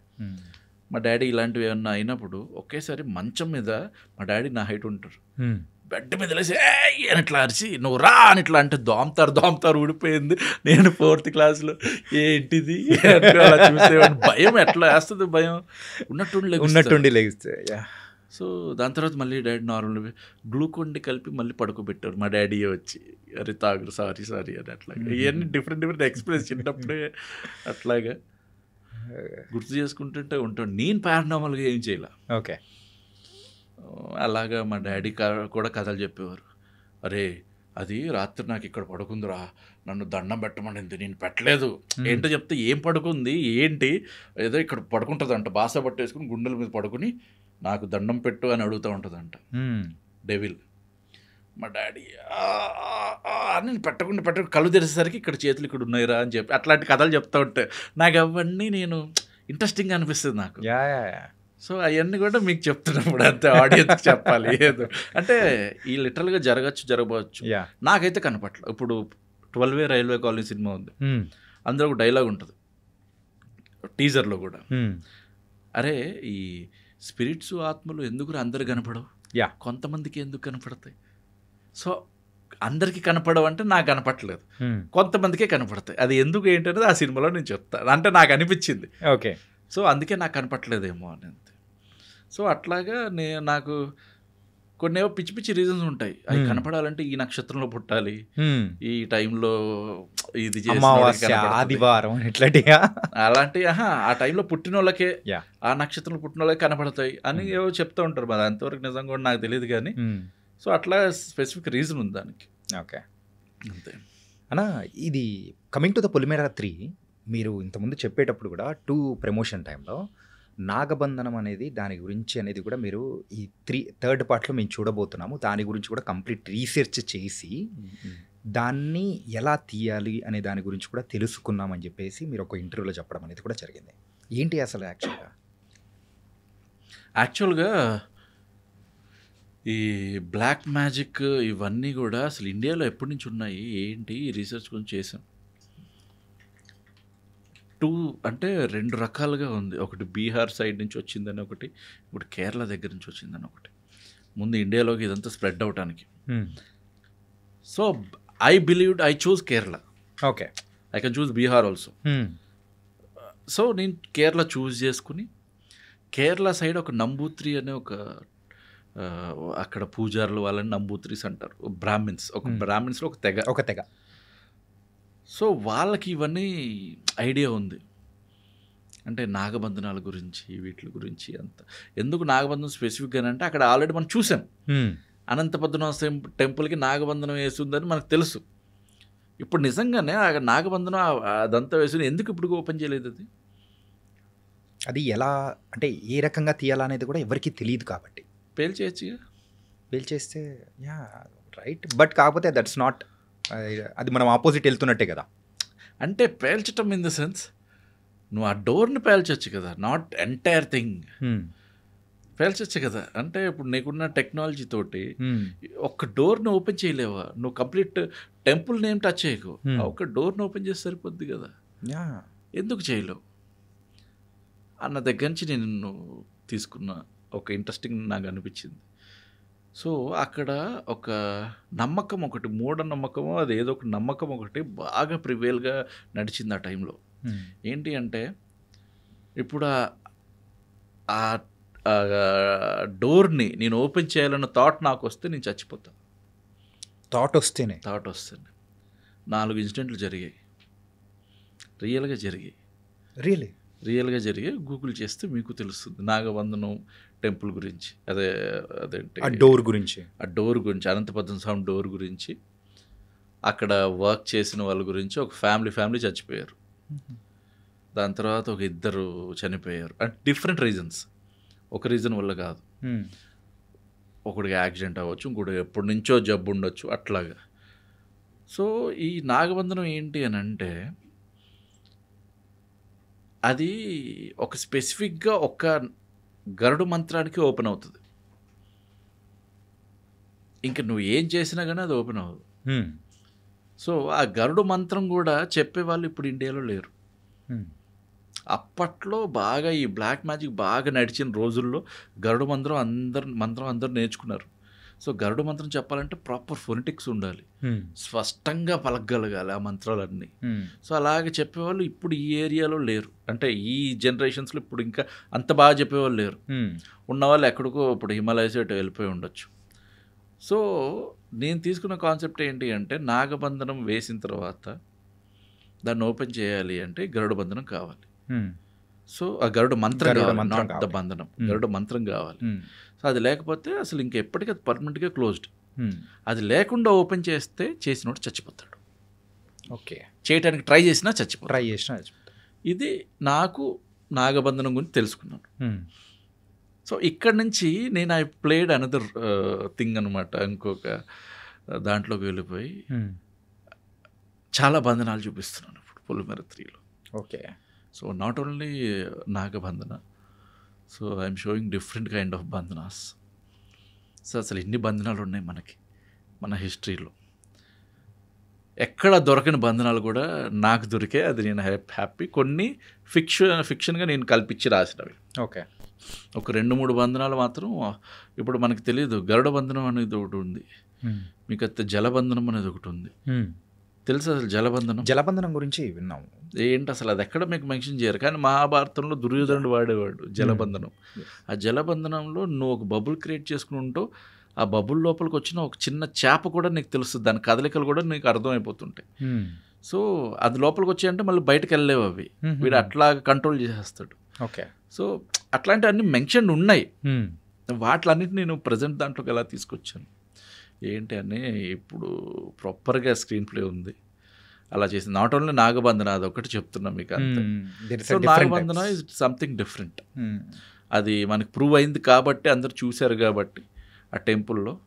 నిజంగా దాని ముందు రూమ్లో నీకు అంత సంపద ఓపెన్ అయింది, నీకు ఇందులో ఇంకెంత ఉంటుంది అంటే వీళ్ళు సౌండ్ వేవ్స్ పంపించి లోపల చాలా ఉంది, ఇంకా దీని మీద డబుల్ రెట్ ఉంది అని మనకు తెలిసింది, అయినా కానీ ఓపెన్ చేయట్లేదు.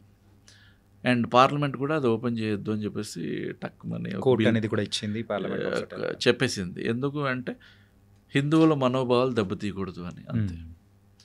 సో కంప్లీట్లీ అది ఎందుకు అలా చేస్తున్నారో కూడా నాకు ఇంకా చాలా చాలా ఉంటాయి, ఇంకా కాన్స్పిరసీ ఇంకా ఉంటుందని నాకు ఫీలింగ్. కొత్త కొత్త కథలు ఉండొచ్చు. కొంతమంది ఏంటంటే అది ఓపెన్ చేస్తే సునామీ వచ్చేస్తుంది, ప్రళయం వచ్చేస్తుంది అని కూడా. సునామీ ఎందుకంటే అక్కడ డోర్ దగ్గర వినప్పుడు చూసుకుని మీరు వింటే అలల సౌండ్ వినిపిస్తుందంట. నాగబంధనం ముందు అలల సౌండ్ వినిపిస్తుంది, సునామీ వచ్చేస్తుంది, సంథింగ్ ప్రపంచం ఎండ్ అయిపోతుంది, ఏవో చెప్తున్నారు. బట్ అది ఎంతవరకు నిజం కాదు కానీ దాని మీద ఒక కథ రాసుకుంటే అది ఇంట్రెస్టింగ్గా ఉంది నాకు, అంతే. ఒడియమ్మ ఫ్యాక్టర్ నాకు అది. అనంత పద్మనాభ స్వామి స్వర్ణం గురించి కానీ లేకపోతే ఆ డోర్లు ఓపెన్ చేసేటప్పుడు అది ఎంత క్యూరియాసిటీగా మరి అందరూ వెయిట్ చేశారు, ఎంత సంపద ఉందా అని లెక్క చేశారు అని చెప్పేసి దాని గురించి కూడా ఎవ్రీడే న్యూస్ కానీ అన్నీ ఎంత ఫాలో అయ్యారో అందరికీ తెలుసు. ఆ పాయింట్ నుంచి తీసుకొని వస్తున్నప్పుడు మరి ఎంతవరకు దీన్ని రీచ్ అవ్వగలుగుతారు పీపుల్, అంటే పీపుల్ యాక్సెప్ట్ చేయగలుగుతారని అనుకుంటున్నారు? అక్కడ ఒక క్యూరియాసిటీ అనేది ఒకటి బిల్డ్ అయింది ప్రతి ఒక్కరికి. అరే అంత ధనమా? ఇప్పుడు యూపీఏ గవర్నమెంట్ ఉన్నప్పుడు అండి, సంథింగ్ మధ్యప్రదేశ్లోని మహారాష్ట్రలోని ఒక ఏరియాలో ఒక సాధు ఎవడో గుడిలో పడుకునే సాధు ఒకడు తెల్లారు లేచి ఇక్కడ తవ్వండి, ప్రపంచానికి సరిపడే బంగారం దొరుకుతుంది అని చెప్పాడు. లిటరల్గా ఇది. అప్పుడు ఆ గవర్నమెంట్ ప్రొక్లైనర్ అది ఇది అంత అదిచి తోతో వెళ్ళిపోయింది. దగ్గర ఎన్నో ఒక మీటర్స్ వెళ్ళిపోయారు లోపలికి. ఏం పడలేదు బయట. ఓకే, అది ఒక 2 రోజులు న్యూస్లో వచ్చింది. న్యూస్లో ఒక బాబా చెప్పాడు గవర్నమెంట్ వచ్చి ప్రొక్లైనర్లు వేసుకుని తోకుంటూ వెళ్ళిపోతూ ఉంటే ఇంక దీనికి మించి అది అంతా ప్రతి ఒక్కళ్ళు చూసేవాళ్ళు, నిజంగా వస్తుందేమో గోల్డ్, అంత గోల్డ్ పడుతుందేమో అని. లాస్ట్గా అక్కడ ఏమీ లేదు, ఓం భీమ్ బుష్ అంతే. సో కాకపోతే ఎంత ఇంట్రెస్టింగ్గా అప్పుడు చూసేప్పుడు మీరు తీస్తే, అంటే మీరు బ్యాక్ వెళ్తే మీరు ఇదే కదా ఏమంటారు మీడియాలోనే ఉన్నారు కాబట్టి ఈ న్యూస్ గురించి మీకు తెలుస్తుంది. ఓకే, దగ్గర ఒక 2 days తవ్వకాలు జరిగాయి, ఒక 1 week మాట్లాడుకున్నారు. కాకపోతే చాలా ఇంట్రెస్టింగ్గా గోల్డ్ అంటే ఎవరికైనా ఇంట్రెస్ట్. అన్నా ఈ లంకెబెందెలు దీని గురించి ఏమన్నా ఐడియా ఉందా? అసలు దాని గురించి రీసెర్చ్ చేశారా? లంకెబెందెలు is completely different concept. Okay, అంటే దాన్ని కూడా ఏంటంటే అవి తీయాలంటే కూడా ఈ తాంత్రిక శక్తులు, ఈ బ్లాక్ మ్యాజిక్ అనేది కూడా చేసి దానిలో కూడా తీస్తారు. చాలా వరకు అది బోగస్ ఉంటాయి. ఎందుకంటే లంకెబెందెలు వేసేవాళ్ళు చిన్నవే అవి. ఇప్పుడు బ్యాంక్ లేక మన బంగారాన్ని భూమిలో దాచుకునే వాళ్ళు. అప్పుడు ఇప్పుడు నేను భూమిలో 4-5 చోట్ల దాచా, నేను ఉన్నట్టు చచ్చిపోయా, నేను ఎవరికి చెప్పుకోలే. అయ్యి అంటే లంకెబెందెలు అయిపోతాయి. అయ్యి ఎవడో అక్కడ ఫౌండేషన్ తవ్వేటప్పుడు దొరుకుతాయి లంకెబెందెలు ఈజ్ సంథింగ్ డిఫరెంట్. ఓకే, అది నేను తప్పు ఇంకోటి. ఇప్పుడు నేను అక్కడ దాచాను రా అని అతనికి చెప్పాను అనుకో, వాడు వెళ్ళి తీయలేడు, అది నేను వెళ్తేనే తీయగలను. సో దానికి ఒక మంత్రం వేసి పెడతాను నేను. ఓకే, అవి లంకెబెందెలు అంటారు. సో ఆ కాన్సెప్ట్ వేరు, ఈ కాన్సెప్ట్ వేరు. కాకపోతే చాలామంది లంకెబెందెలు కాదు, లంక బస్తాలు కూడా ఉండొచ్చు. బస్తాల్లో డబ్బులు పెట్టేసి లోపల పెట్టేసుకుని దాచుకునే వాళ్ళు అప్పుడు. కాకపోతే మంత్రాలు అందరూ వేసేవాళ్ళు కాదు ఆ టైంలో. ఇంక ఇది ఎవడు టచ్ చేయకూడదు అనుకునేవాళ్ళు. ఇప్పుడు నిజంగా ఈ బ్లాక్ మ్యాజిక్ ఉండింది. ఇది బ్లాక్ మ్యాజిక్ అని ఎందుకు అంటున్నారంటే చెడుకు వాడారు కాబట్టి. వైట్ మ్యాజిక్ కూడా ఉంది. వైట్ మ్యాజిక్ అంటే ఏంటి?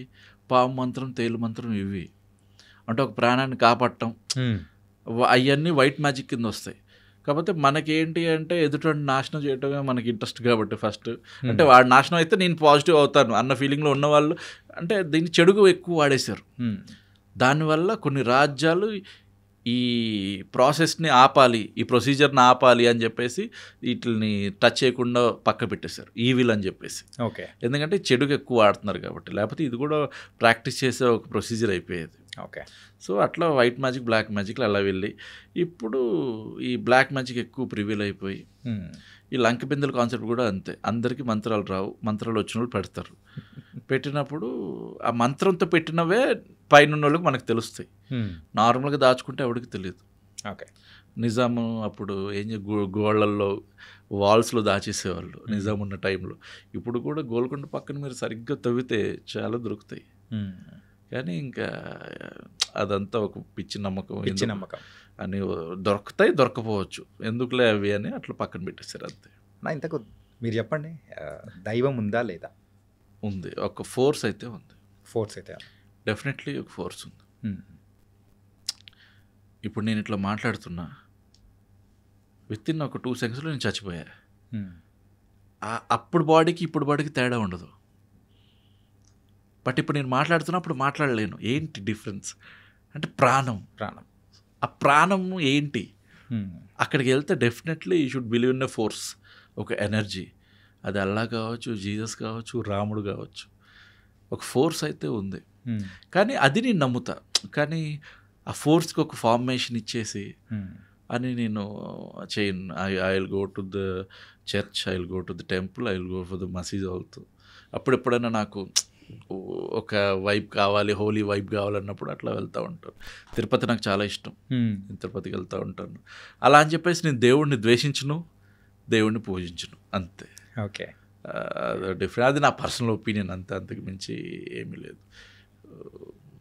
దైవం ఏదో ఒక ఫోర్స్ అయితే ఉంది. అది ఈ థ్రిల్లర్స్ ఇవన్నీ తీస్తూ ఉన్నప్పుడు వదిన గారి రియాక్షన్ ఏంటి అసలు? ఎవరిది? వదిన గారి రియాక్షన్ ఏంటి? ఈడింతే, అంతే. అదేంటి అంటే ఏం లేదు, ఇప్పుడు నేను బేసికల్గా వీళ్ళ రియాక్షన్ వాళ్ళ రియాక్షన్ నేను గురించి నేను ఆలోచించను. అంటే ఇంట్లో వాళ్ళ రియాక్షన్, ఇంట్లో వాళ్ళ రియాక్షన్ కూడా నేను ఆలోచించను అంటున్నా. ఓకే, అలాగ అయిపోయాను నేను. అది ఏదో నేను ప్రౌడ్గా చెప్పుకోవటం కాదు, కానీ బాధగా చెప్పుకుంటున్నాను. ఎందుకు అలా అయిపోయాను నాకు తెలియదు. ఇప్పుడు నేను పొలిమేర 1 బూతులతో తీసా. ఆ బూతులు మాట్లాడుకోవటం మా మదర్, మా డాడీ అవి వింటే అసలు పొలిమేర 1 సినిమా రిలీజ్ అయినప్పుడు అది రిలీజ్ అయినట్టు కూడా నా ముందు బిహేవ్ చేయలేదు. అంటే ఆ సినిమా గురించి మాట్లాడటం కూడా వాళ్ళకి ఇష్టం లేదు. ఓకే, ఎందుకంటే అదొక బూత్ సినిమా లాగా అయిపోయింది వాళ్ళ దృష్టిలో. ఎందుకంటే వాళ్ళు పెరిగిన పద్ధతి అలాంటిది, నన్ను పెంచిన పద్ధతి అలాంటిది. నేను చిన్నప్పుడు బే అనే ఎవడో అన్నాను, నన్ను పటా పటా పట కొట్టేశారు. 5th క్లాస్లోనో 4th క్లాస్లోనో. ఓకే, బే అనేది బూతు, ఆ బూతులు అసలు నేర్చుకోవద్దురా. అలాంటిది ఇలాంటి సినిమా తీసేసరికి వాళ్ళు ఏంటి అంటే ఇంకా ఈ మన మాట అసలు నేను డాక్టర్ వదిలేసి నేను ఇందులోకి రావటమే మా ఇంట్లో వాళ్ళకి ఇష్టం లేదు. ఏమన్నా అపోజ్ చేశారా? చాలా. ఎట్లా, దాన్ని ఎలా ఓవర్కమ్ చేశారు? నేను ఒకటే బిలీవ్ చేశానండి, నాకు ఇది ఇష్టం, నా ప్యాషన్ ఇది, నేను బతకలేనా అంటే బతకగలను. మధ్యలో కొన్ని గొడవలు అయినాయిలేండి, అప్పుడు నేను బతకగలను అని చెప్పి నేను ప్రూవ్ చేశాను. మళ్ళీ ఒక బయటకు వెళ్ళిపోయి ఒక 6 months I can earn money అని చెప్పి మళ్ళీ వచ్చి, అప్పుడు నాకు మనీ కూడా ఎర్న్ లేదు, అంటే నేనేం సంపాదించేవాడిని కాదు డౌన్ ద లైన్లో. అప్పుడు మా పేరెంట్స్ కూడా వచ్చి, అసలు ఎందుకురా నీకు పెళ్ళి ఎందుకు, అసలు నువ్వెందుకు ఒక అమ్మాయిని నాశనం, జీవితం నాశనం, ఇట్లాంటివి ఏవో అన్నీ అయినాయి. బట్ నాకేంటి నా ప్యాషన్ తోటి వెళ్ళాలని, అంతే. కొన్ని రోజుల తర్వాత వాళ్ళకి అర్థమైపోయింది, వీడి ఇంతే, సరే సెటిల్ అయితే చాలే ఎప్పటికైనా అని వదిలేశారు. అమ్మా నాన్న వాళ్ళ రియాక్షన్ గురించి ఓకే, కాకపోతే ఏంటంటే 2009లో మీరు ఇండస్ట్రీకి ఎంట్రీ ఇచ్చే టైంకల్లా ఆల్రెడీ మీరు సంపాదిస్తూ ఉన్నారు, ఒక మంచి క్లినిక్, డబ్బులు వస్తూ ఉంది, పెళ్ళయింది. మరి వదిన గారి రియాక్షన్ ఏమనింది అసలు? ఏమన్నారు అసలు వదిన గారు? వద్దు అని వద్దన్నారు. అంటే నేను కాలేజ్లో ఉన్నప్పుడు మాది లవ్ మ్యారేజ్. ఓకే, కాలేజ్లో ఉన్నప్పుడు నేను ఆబ్వియస్లీ డైరెక్టర్ అవుతానంటే, సూపర్ అసలు డైరెక్టరా, అది కథ చెప్తే కథ బాగుంది అని అది ఇది ఫ్రెండ్స్ అందరు కూడా అరే భలే చెప్పేవారు కదా, ఇవన్నీ నడిచేవి. తనకి తెలుసు అంతా. కాకపోతే పెళ్ళైన కొత్తలోనే నేను వచ్చేస్తాను ఇండస్ట్రీలోకి అని అంటే, కొంచెం టైం తీసుకుని వెళ్ళొచ్చు కదా, ఇప్పుడు కాదు అంటే. టైం ఎప్పుడు వస్తుందో ఎవరికి తెలియదు, అప్పటి వరకు నేను ట్రై చేయాలి కదా, నేను వెళ్తాను. ఇవన్నీ కొన్ని గొడవలు అట్లా చిన్న చిన్నవి ప్రతి దగ్గర ఉంటాయి. నేను ఏదో ఒక మాట చెప్పేసి కన్విన్స్ చేస్తాను. ఓకే, అలా కన్విన్స్ చేసి నేను హైదరాబాద్ వచ్చేసి, తను విజయవాడలో ఉండి అదే పామర్లో క్లినిక్ చూసుకుంటూ, దాని తర్వాత క్లినిక్ని నేను హైదరాబాద్ షిఫ్ట్ చేసి బోయిన్పల్లి దగ్గర క్లినిక్ పెట్టాం. సో తన క్లినిక్ చూసుకుంటూ నేను రూపాయి సంపాదించేవాడిని కాదు, అంతా తనే ఫినాన్షియల్గా చూసుకుంటూ అట్లా ఆ సపోర్ట్ చేసుకుంటూ అట్ ది సేమ్ టైం బాధపడుతూ. సో అవన్నీ నేను సరే నేను హార్ట్కి తీసుకునేవాడిని కాదు అని నేను టైం కూడా పెట్టుకోవాలి. నేను 2 సంవత్సరాలు డైరెక్టర్ అయిపోవాలి, 3 సంవత్సరాలు అయిపోవాలి కాదు, అవుతా, ఎప్పటికన్నా అవుతా. అంతే. ఇప్పుడు పొలిమేర కూడా నేను ఇంత హిట్ అవుతుందో ఎక్స్పెక్ట్ చేయలే. కాకపోతే నేను ప్రతి సినిమా హార్డ్ వర్క్తో చేశాను.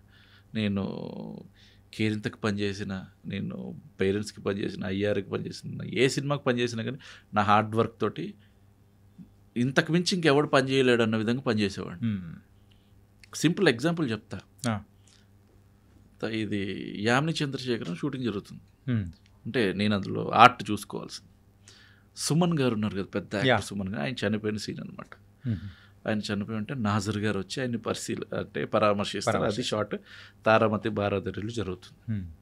అప్పుడు సరే అని అంతా అనుకుంటే సుమన్ గారి మీద వేయడానికి ఒక ఫ్లవర్ గార్లాండ్ కావాలి, దండ, బంతిపూలతోటి ఒక దండ తీసుకొచ్చారు. వెంటనే మార్నింగ్ రాగానే ఆ షార్ట్ తీయాలి. బంతిపూలు ఏంటి అసలు, అసలు ఆయన ఎంత పెద్ద సినిమాలో ఎంత పెద్ద క్యారెక్టర్, అది ఏంటి అంటే నాకు ఒక్కసారికి నేను కదా అన్నీ ఆర్ట్ చూసుకోవాల్సింది. అసలు ఇమ్మీడియట్గా అంటే రోజ్ది కావాలి, గులాబీది కావాలి అంటే నేను పక్కొచ్చేసి కోడైటర్కి వెళ్ళిపోయి సార్ ఎంతసేపట్లో రెడీ అవుద్ది అంటే అనిల్ ఇంకో 1.5 hourలో ఆ షాట్కి వెళ్ళిపోతాం.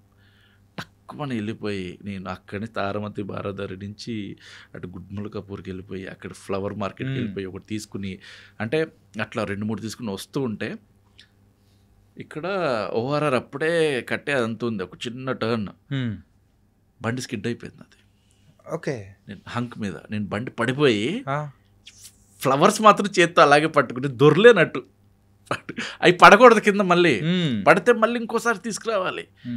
ప్యాంట్ చిరిగిపోయి ఇక్కడంతా మోకాలు చెప్తే బ్లడ్ ఇదంతా, కానీ ఫ్లవర్స్ మాత్రం కింద పెట్టాల.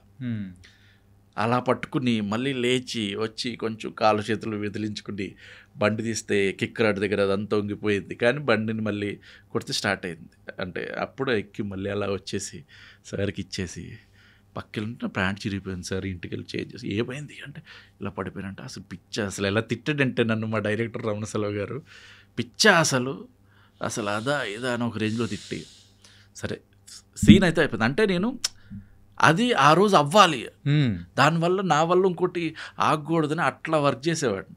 ఓకే, సో ఆ టైప్ ఆఫ్ డెడికేషన్, సో అంత కష్టపడ్డాను, అది పొలిమేరకు వచ్చింది. పొలిమేరకి ఇప్పుడు కష్టం ఎప్పుడు పడ్డా కానీ సార్ దానికి ప్రతిఫలం వస్తుంది. అది ఇమీడియట్గా రాకపోయినా కొంచెం టైం తీసుకున్నా వస్తుంది. అదే నా పొలిమేరకు జరిగింది. ఈ పొలిమేర మనం అన్నట్టు, నేను అన్నట్టు కూడా అంత కంప్లీట్ ఓటీటీలో చూశారు, ఆ రెస్పాన్స్ అనేది ఎలా తెలిసిందన్నా? అసలు తెలియదు, సీరియస్గా సినిమా రిలీజ్ అయింది December 10th 2021 December 10th release అయింది. ప్రమోషన్ చేద్దామన్నా చేయలేదు. అంటే నా ప్రొడ్యూసర్కి ఎందుకు ఇంకా ప్రమోషన్ చేసినా డబ్బులు వేస్ట్, ఆయనకి ఏమీ రాదు, మళ్ళీ అంత హాట్స్టార్కి వెళ్ళిపోద్ది. సో ఏం చేయాల, రిలీజ్ అయింది, అందరు చూసావంటే చూడలేదురా చూస్తాను. సరే ఓకే ఫైన్, ఇంకా దాని గురించి మర్చిపోయా. మేలో అనుకుంటా, అంటే డిసెంబర్లో అయిపోయింది, మేలో ఆ టైంలో నేను హాట్స్టార్ పెట్టుకుని చూస్తుంటే ట్రెండింగ్ 2లోకి వచ్చింది. అరే 2లో వచ్చింది, మంది ట్రెండింగ్ అవుతుంది ఏంట్రా అని అనుకుంటే అప్పుడు ఒక 6 months తర్వాత స్టార్ట్ అయింది దాని హవా. ట్విట్టర్లో దాని గురించి మాట్లాడుకుంటున్నారు. అరే ఈ సినిమా చూసావా, ఆ సినిమాలో ఇలా, అరే అది మంచి సినిమా, అరే తెలుగులో మంచి ఇలాంటి సినిమాలో, అరే అది చూసుకుంటుంటే నాకు స్క్రీన్ షాట్లు పంపించాలి ఫ్రెండ్స్, అరే నీ సినిమా మాట్లాడుతున్నారు, ఏమి ప్రమోషన్ లేదు. అదొక వైబ్. అంటే మా నిజంగా అందరు తెలుస్తుందా. All of a sudden Subbalekha Sudhakar గారు కాల్ చేశారు. ఫస్ట్ కాల్ నాకు అది.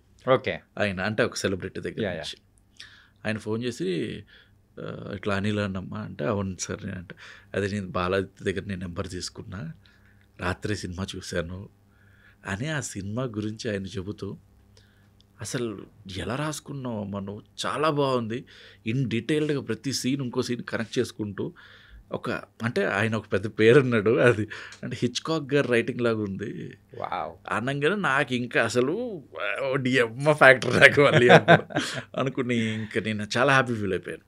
ఓకే, అసలు నేను ఏదో సత్యం రాజేష్ నాకు తెలుసు, బాలైతే నాకు తెలుసు కదా అని నైట్ అట్లా పెట్టాను, లాస్ట్ వరకు గ్లూ చేసుకుంటూ తీసుకెళ్ళిపోయాము. సినిమా చాలా బాగుంది, ఇదేదో నీ దగ్గర నుంచి మళ్ళీ నెక్స్ట్ సినిమా ఆఫర్ ఎక్స్పెక్ట్ చేస్తున్నట్టు కాదు, నాకు జెన్యూన్గా అనిపించింది అందుకే చెప్తున్నా అని ఆయన మళ్ళీ అంటే సార్ ఇంకొంచెం చెప్పండి సార్ అందాం అనుకో, అంటే ఒక పొంగిపోటు ఉంటుంది కదా, కానీ అట్లా ఒక 10 minutes మాట్లాడారు.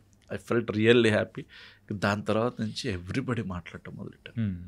నాకు తెలియదు ఇది ఇంత జనాల్లోకి వెళ్ళిపోయిందని రాను ఇంత పెద్ద హిట్ అయిందా అని రీసెంట్గా కూడా అనుకుంటూ ఉన్నాను నేను. ఎక్కడికి వెళ్ళినా కానీ పొలిమేర అని మాట్లాడటం. మీరు అన్నారు చూసారా ఓడిఎం మూమెంట్, అది ఇదే కదన్నా? ఎగ్జాక్ట్లీ అదే. నేను అస్సలు ఎక్స్పెక్ట్ చేయలేదు. బట్ అందరికీ పొలిమేర తెలిసింది. పొలిమేర 2కి కూడా ఓపెనింగ్స్ రావడానికి అదే కారణం. అసలు ఏమి లేదు, 2 సినిమా రిలీజ్ చేసాము. 1 చూసిన వాళ్ళకి ఇది అంటే పొలిమేర అనుకుంటా ఓపెనింగ్స్ దగ్గర 70% ఓపెనింగ్స్. సినిమా బాగుంది అనేసరికి ఇంకా నెక్స్ట్ 1 వీక్ భలే ఆడేసింది సినిమా హౌస్ఫుల్స్ తోటి. ఈ ప్రెషర్ కానీ అంటే కంపేర్ చేసుకుంటే డిఫరెంట్ ప్రొడ్యూసర్, డిఫరెంట్ ప్రొడక్షన్. ఈ పొలిమేర 2 ఆ టైంలో ఏంటి భోగేంద్ర గుప్తా గారు కానీ చేద్దామని కానీ లేకపోతే 2 కానీ ఏమనలేదా? లేకపోతే వేరే ప్రొడక్షన్కి వెళ్ళడానికి రీజన్ ఏంటి? అంటే పొలిమేర 2 నేను చేయాలని అంటే పొలిమేర 2 అని కూడా అనౌన్స్ చేస్తాను. 1లోనే 2 అని కూడా వేసేసాం కదా, తీయాలి కంపల్సరీ. సరే నేను తీస్తాను అంటే గుప్తా గారు ఏం చేశారు, పొలిమేర నుంచి వచ్చిన డబ్బుల్ని ఆయన ఇంకో సినిమాలో పెట్టారు. అప్పటికి ఆయన ఇంకో సినిమా సగంలో ఉంది. పాప్కార్న్ అని ఒక సినిమా చేశారు. ఓకే, అవికా గౌర్ గారు. అందులో అది సగం ప్రొడక్షన్లో ఉందన్నమాట. అందులో వచ్చిన డబ్బులన్నీ అందులో పెట్టేశారు. పెట్టేసి అనిల్ ఆ సినిమా రిలీజ్ అవుద్ది, ఆ డబ్బులతోటి మనం పొలిమేర 2 చేద్దాం అన్నారు ఫస్ట్. ఓకే ఫైన్, ఎప్పటికి రిలీజ్ అవుద్ది అంటే ఇంకో 2 monthsలో రిలీజ్ అయిపోద్ది, అట్లా ప్లాన్లో ఉన్నారు. డన్ సార్ చేద్దాం అట్లా అనుకుంటున్న టైంలో సినిమా ఫ్లాప్ అయింది. అసలు రూపాయి రాలేదు. ఇమీడియట్గా ఓటీటీలో పెట్టారు. ఓటీటీలో పెట్టినా కానీ అసలు వాళ్ళు ఖర్చు పెట్టిన దానికి సగం కూడా రాలేదు. సగం కాదు, అసలు పీనట్స్. ఇంకా ఆయన ఏం చెప్పలేకపోతున్నాడు. నేను ఒక 1 month వెయిట్ చేసి సార్ ఏంటి పరిస్థితి అంటే, అనిల్ ఇప్పుడైతే మళ్ళీ ఇంకొక ఖర్చు పెట్టి అలాగా చిన్నగా కాదు కానీ పెద్దగా ఏదైనా చేద్దాం, కొంచెం టైం ఇవ్వు నాకు అన్నారు. లేదు కాదు సార్, పెద్దగా కాదు, నేను పొలిమేర 2 చేయాల్సిందే, అనౌన్స్ చేస్తాను కదా, లేకపోతే అది మళ్ళీ నాకు ఇది అయిపోతే. ఇంకోటి ఏంటంటే నేను టైం తీసుకోలేను, ఇది ప్యారల్గా జరిగే కదా. టైం తీసుకుంటే మధ్యలో యాక్టర్స్ పెద్దగా లావ్ అయిపోవచ్చు, బక్కగా అయిపోవచ్చు, ఏదన్నా అయిపోవచ్చు. సో ఇప్పుడే చేయాలి కంపల్సరీ అంటే, అనిల్ నేను చేయలేను. సరే బయట నేను చేసుకోను అంటే, బయట చేసుకో అన్నారు. ఈలోపు నాకు ఈయన కృష్ణ గారు ఫేస్బుక్లో హాయ్ అండి ఒకసారి కలుద్దామని మెసేజ్ పెట్టారు. వెళ్ళి చూస్తే మీ పొలిమేర సినిమా నాకు నచ్చింది, నేను చేస్తా. ఆయన ఎవరో ఏంటో కూడా నాకు తెలీదు. ఆయన కట్ చేసుకోవటం కోసం సార్ నాకు 20 లక్షలు కావాలన్నా, డన్ అనేసాడు ఏమంటే ఇమ్మీడియట్గా. నాకు పొలిమేరకి నేను తీసుకోలేదు, పొలిమేరకు కూడా ఎంతో 3 లక్షలు 4 లక్షలు తీసుకున్నాను. ఇది ఓకే అనేసాడు. ఓకే అని అప్పుడు గుప్తాతో కల్పించాను. గుప్తా కలిసి ఆయన సరే అయితే ఆయన కొంచెం ఏదో బిజినెస్ డీల్ మాట్లాడుకున్నారు, అయిపోయి ఒక ఎన్ఓసి ఇచ్చారు. ఈయనకి నేను 2 కోట్లు అవుతుంది సార్ సినిమా అన్నాను. అది ఫస్ట్ మేము 85లో చేస్తాం, 85 CRలో అది 85 lakhs, ఇది 2 CR అన్నాను. బట్ ఇట్ వెంట్ ఫర్ 2.7లో ఇది కంప్లీట్ చేస్తాం. బట్ ఇది కూడా చాలా టైం బట్టి ఇప్పుడు నా ప్రొడ్యూసర్స్ తోటి నాకు ఎట్లా అంటే వాళ్ళు చెడ్డోళ్ళు అని చెప్పలేను కానీ డబ్బులు లేక అలా ఇలా డబ్బుల్ని తేయటానికి చాలా ఇబ్బంది పడ్డారు. ఓకే, సో అట్లా నేను అక్కడ కూడా నేను మళ్ళీ ప్రాబ్లమ్స్ ఫేస్ చేశాను. ఓకే 20 ఇస్తాను ఓకే అన్నారు కానీ ఇవ్వలేదా? అంటే 2కి రెమ్యునరేషన్ ఏం తీసుకోలేదా? కొంచెం అంటే దగ్గర ప్రిసైజ్గా చెప్పాలంటే ఐ టుక్ 12 lakhs. ఓకే, అప్పుడు 1 year గ్యాప్లో ఇస్తూ ఎక్కడ అట్లా అది మన మెయింటెనెన్స్కే సరిపోతుందేమో. ఎగ్జాక్ట్లీ, అసలు మనం ఒక 2 సంవత్సరాలు బతకాలి అంటే ఎంతో కొంత అవుతుంది కదా. మన బైక్ పెట్రోల్కే అవుతుంది. నేను అప్పుడు కూడా బైక్లోనే తిరిగేవాడిని, ఎక్కువ ఏమి ఇది కాదు. మొన్నటి వరకు మొన్న కారు తీసుకున్నాను. ఏంటి సార్ పొలిమేర 2 ప్రొడ్యూసర్ అయిన కృష్ణ గారితో గొడవ ఏంటి సార్? అండి అంటే ఇది నేను కొంచెం ఓపెన్గా మాట్లాడేస్తాను. ఇప్పటివరకు ఇది ఎక్కడ చెప్పలేదు, బట్ ఒక టాక్ షో లాగా ఉంది కాబట్టి నేను అంత I want to went out. Okay, నేను పొలిమేర 2 స్టార్ట్ చేసినప్పుడు హీ వాజ్ వెరీ నైస్. మంచిగా అనిల్ గారు ఎంత అవుతుంది ఇంత అవుతుంది చేసేద్దాం. నేను ఐ అప్రిషియేట్ ఇట్. నేను కూడా ఆయన డబ్బు తెస్తాడని ఎక్స్పెక్ట్ చేశాను. నాకు కూడా ఒక మనీ చెప్పారు, ఐఎమ్ ఓకే విత్ ఇట్. నాకు ఇవ్వకపోయినా సినిమాకి పెట్టాలని నేను ఎక్స్పెక్ట్ చేస్తాను. నేను 2.5 CRలో అట్లాగా కంప్లీట్ చేసేద్దాం సినిమా, అది దాటకుండా చూసుకుందాం అని అనుకున్నాం. స్టార్ట్ చేసుకుని సరే సత్యం రాజ్కి ఇంత ఇది ఇంత ఎవ్రీథింగ్ అన్నిట్లో కూడా నన్ను కూడా ఇన్వాల్వ్ చేసేవాళ్ళు. నేను ప్రొడక్షన్ కూడా ఉండి సో ఇట్లా కంట్రోల్ చేసుకుందాం అట్లా ఉండేది. అనిల్ నెక్స్ట్ షెడ్యూల్కి నాకు ఒక 30 lakhs కావాలి సార్, షెడ్యూల్కి చేసేస్తారంటే 1 weekలో తెస్తానండి అనేవాడు. నేను యాక్టర్స్ అందరిని ఆపేవాడిని, ప్రతి ఒక్కరిని. ఆయన 1 week తర్వాత ఫోన్ లిఫ్ట్ చేయడు. ఏమైపోయింది ఏంటి అంటే ఒక 1 month తర్వాత అట్లా రెస్పాండ్ అవుతాడు. అనిల్ ఒకసారి కలుద్దాం అంటే డన్. అట్లాగా ఒక 2 months తర్వాత కలిసేవాడు. ఒకసారి ఇలాగే అయింది. అందరిని ఆపి పెట్టి నాకు ఆఫీస్కి వెళ్ళి ఏం జరుగుతుందో కూడా నాకు తెలియదు. ఆఫీస్కి రెంట్ కూడా కట్టేవాడు కాదు. వాళ్ళు వచ్చేసి ఆఫీస్కి లాక్లు వేసుకుని వెళ్ళిపోయేవాళ్ళు ఓనర్స్. ఇది సెకండ్ పార్ట్ టైంలో ఒకసారి ఎప్పుడో కలిసి ఆయన ఓపెన్ అయ్యాడు. అనిల్ గారు నాకు చేయాలనుంది సినిమా, బట్ నాకు టైంకి డబ్బులు దొరకట్లేదు. సో నాకు ఈ ప్రాపర్టీ ఉంది, ఇది అమ్మేస్తున్నాను, ఇలా సంథింగ్ ఏదో చెప్పారు. అరే పాపం ఇంత కష్టపడుతున్నాడు అయినా సరే కమిట్ అయ్యాం కదా, ఇంతనే కంప్లీట్ చేద్దామని. అప్పటికి నా కో డైరెక్టర్, నా ఫ్రెండ్స్, పక్కన వాళ్ళు అందరూ అరే అతను మంచోడు కాదు, ఇన్ని అప్పులు చేశాడు, అసలు ఇది అది అని కొంచెం నువ్వు బయటకు వచ్చేసి వేరే వాళ్ళతో చేసుకో సినిమా. పొలిమేర ఆల్రెడీ హిట్ సినిమానే, నువ్వు ఎందుకు ఇతనికి చేయాలనుకుంటున్నావు, వేరే వాళ్ళు చేసుకో అని చాలా చెప్పారు నాకు. బట్ నేను ఎప్పుడైతే నాకు ఓపెన్గా మాట్లాడాడో నేను కనెక్ట్ అయిపోయాను ఆయనకి. ఆయన చెడ్డోడైతే కాదు, కాకపోతే టైంకి డబ్బులు తేలేకపోతున్నాడు అంతే. సో ఆయన ఎప్పుడు తెస్తాడో అప్పుడు చేద్దాం. లేదు ఆయన దగ్గర లేవు, నేను చేపిస్తా కదా అని చెప్పి నేను కామాక్షిని కన్విన్స్ చేసి వాళ్ళ మదర్ని కన్విన్స్ చేసి అక్కడి నుంచి నేను ఒక 80 lakhs వరకు తీసుకొచ్చాను. పూల్ చేసి నేను కంప్లీట్ చేసాను. మళ్ళీ ఈయనకి కూర్చోబెట్టి సార్ మీరు ఇబ్బంది పడుతున్నారు కదా, పడకండి, ఇక్కడి నుంచి కామాక్షి వాళ్ళ మదర్ పెడతారు అంటే సరే అండి మరి ఓకే డన్ అని వాళ్ళిద్దరిని కూర్చోబెట్టి సెట్ చేసి అట్లా నేను అంత సినిమాని రిలీజ్ చేశానండి. లాస్ట్కి ఎంత ఏమేమయ్యానో అన్నీ చేశా, ఎవ్రీథింగ్. రిలీజ్కి ముందు ఎగ్జాక్ట్గా ఇప్పుడు November 3rd రిలీజ్ సినిమా. మాకు November 1st రోజున కోర్టు నుంచి ఇంజెక్షన్ ఆర్డర్ వచ్చింది, సినిమాని ఆపేయండి అని. మా ఊరి పొలిమేర 2 సినిమా రిలీజ్ ఆపండి. ఎందుకు అని అంటే ప్రొడ్యూసర్ గౌరీ కృష్ణ అనే అతను సో అనే అతని దగ్గర అప్పు చేశాడు. అతను కోర్టులో కేసు వేసాడు. అది క్లియర్ చేస్తే సినిమా రిలీజ్ చేయాలి. అది ఎంత ఉంది అంటే నేను చెప్పే నెంబర్స్ తప్పేమో, అది దగ్గర ఒక 40 lakhs 50 lakhs ఉంది. అప్పటికే మన వంశీ నందిపాటి అతనికి డబ్బులన్నీ ఇచ్చేసి ఉన్నాడు. అంటే ఒక 1 year 70 lakhs క్యాష్ ఇచ్చాడు. అతను వేరే వాళ్ళ దగ్గర 1.5 అప్పు చేశారు, అది క్లియర్ చేసేసి ఇప్పుడు సినిమా రిలీజ్ టైంకి ఉన్నారు. మధ్యలో ఇది వచ్చింది మళ్ళీ. ఇది రావటంతో ఈయన ఏంటంటే ముందు సినిమాలు ఏవో చాలా చేసుకున్నారు, సినిమా అంటే డిస్ట్రిబ్యూషన్ కృష్ణ గారు అక్కడక్కడ ఉన్న అప్పులని వాళ్ళందరూ కూడా వచ్చి వంశీ మీద పడ్డారు. పడి మాది కూడా క్లియర్ చేయాలి. ఇప్పుడు వంశీ ఏం చేయాలి, సినిమా వదిలేసి వెళ్ళిపోవాలి. సినిమా వదిలేసి వెళ్ళిపోతే అందరి కెరీర్లు పోతాయి. November 3rd సినిమా రిలీజ్, నా కెరీర్ ఏమైపోద్దండి, కంప్లీట్లీ పోద్ది. నాదే కాదు, ఎవ్రీబడీస్. ఇప్పుడు నేను కామాక్షి వాళ్ళ మదర్తో 80 lakhs పెట్టించాను, అవి ఎలా వస్తాయి బయటికి? వాళ్ళ మదర్ కూడా చాలా లోన్ పెట్టారు. ఓకే, అంటే కథను నమ్మారు. అట్ ద సేమ్ టైం అందరూ ఇప్పుడు బాగుంది కదా, తను కూడా హెల్ప్ అవుతుందని చెప్పేసి పెట్టారు. ఇవన్నీ నన్ను చాలా ఇది చేస్తాయి. వంశీ ఏం చేశాడు, వాళ్ళ ఇంట్లో అందరూ నో చెప్పినా కానీ నాకు సినిమా నచ్చింది, నేను ముందుకెళ్తా అని చెప్పి క్లియర్ చేశారు. November 2nd రోజున లిటరల్లీ నేను ఏడుస్తున్నా, నాకు ఏం చేయాలో తెలియదు.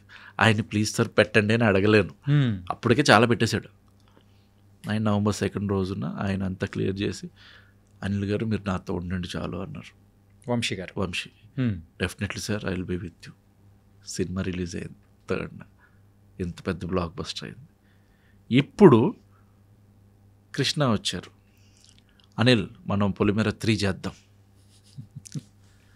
26 days అండి నేను షూట్ చేసింది పొలిమేర 2.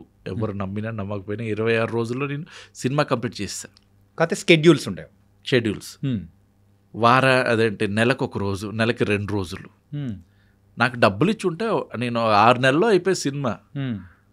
1.5 year పట్టింది నాకు ఇది కంప్లీట్ చేయడానికి. ఓకే. నా ప్రైమ్ టైం 1.5 year నేను వేస్ట్ చేసుకుని, సరే నీ వెనకలు ఉన్నప్పుడు మరి ఇవన్నీ సార్ మీకు అప్పులు ఉన్నాయి కదా, ఇంకా అప్పులు లేవా మీకు అని అంటే, నాకు ఇంకా ఉన్నాయి అంటారు ఆయన. సరే మీరు ఒక్కళ్ళైతే పొలిమేర 3 చేయలేరు, వంశీ గారితో కలవండి, నేను వంశీ గారితో మాట్లాడతా, మీరిద్దరు చేస్తే నేను చేస్తా పొలిమేర 3. నేను మిమ్మల్ని వదిలిపెట్టను, అలానే వంశీ గారిని కూడా వదిలిపెట్టడం కరెక్ట్ కాదు అని అంటే, వంశీతో కలవటానికి ఈయనకి ఇష్టం లేదు. ఈయన ఇంకొక పేరు ఎవరో చెప్తున్నారు, వాళ్ళతో కలుద్దాం అంటారు. ఆ పేరు నేను చెప్పను. వాళ్ళతో అంటే వాళ్ళు పొలిమేర 2కి ఏం చేయలేదు కదా, ఇప్పుడు వాళ్ళ బదులు వంశీకి వెళ్ళొచ్చు కదా. ఇప్పుడు వంశీ మనకి ఇంత పెద్ద రిస్క్ తీసుకుని ఆ టైంలో వదిలేసి ఉంటే ఆయనకి పోయేది నథింగ్, మనకి లైఫ్ పోయేది. కానీ ఆయన ఉండి చేశారు. సో మీరిద్దరు కలవండి అంటే ఆయన నేను కలవను వంశీతో అంటాడు. అప్పుడు I took decision, I choose my producer, అంతే. ఓకే. నాకు ఏంటి అంటే నా ప్రొడ్యూసర్ని సెలెక్ట్ చేసుకునే రైట్ నాకు లేదా, రైట్స్ అన్నీ నా దగ్గర ఉన్నాయి. I'm the writer, I'm the director and everything for this movie. అంటే పొలిమేర అనే దానికి ఆయన ఏం చేశాడు, నా మీద కేసు వేసాడు. పొలిమేర 2 ప్రొడ్యూసర్ గౌరీకృష్ణ నా మీద కేపీహెచ్బీలో కేసు వేసాడు. ఏంటంటే ఒక వాట్సాప్ చాట్ ఏదో చూపించి, అది ఎప్పుడు ఇనిషియల్ డేస్లో, సార్ మనమే చేద్దాం సార్ సినిమా పొలిమేర 3 మనమే చేసుకుందాం అని ఎప్పుడో ఈ సినిమా స్టార్ట్ అవ్వక ముందు కథ అనుకుంటున్న టైంలో, సరే ఇది సీక్వెల్ వెళ్తుంది ఇది అనుకున్న టైంలో అనుకున్న మాట వాట్సాప్ చాట్ తీసుకెళ్ళి చూపించారు. 420 కేసు సంథింగ్ ఏదో. నేను పోలీస్ స్టేషన్కి వెళ్ళి ఒక పెద్ద 5 పేజీల లెటర్ రాసి ఇచ్చా. ఆయన అసలు ఎంతెంత ఏం చేశాడు, ఎక్కడెక్కడ ఇది చేశాడు, నన్ను ఎంత ట్రబుల్ చేశాడు, అయినా కానీ ఆయన పక్కన నుంచి సినిమా రిలీజ్ చేసిన తర్వాత ఇప్పటికీ చెప్తా, ఆయన వచ్చి ఇక్కడ వంశీతోటి టైఅప్ అయిపోయి మీరు చూసుకుని చేసుకోవచ్చు కదా.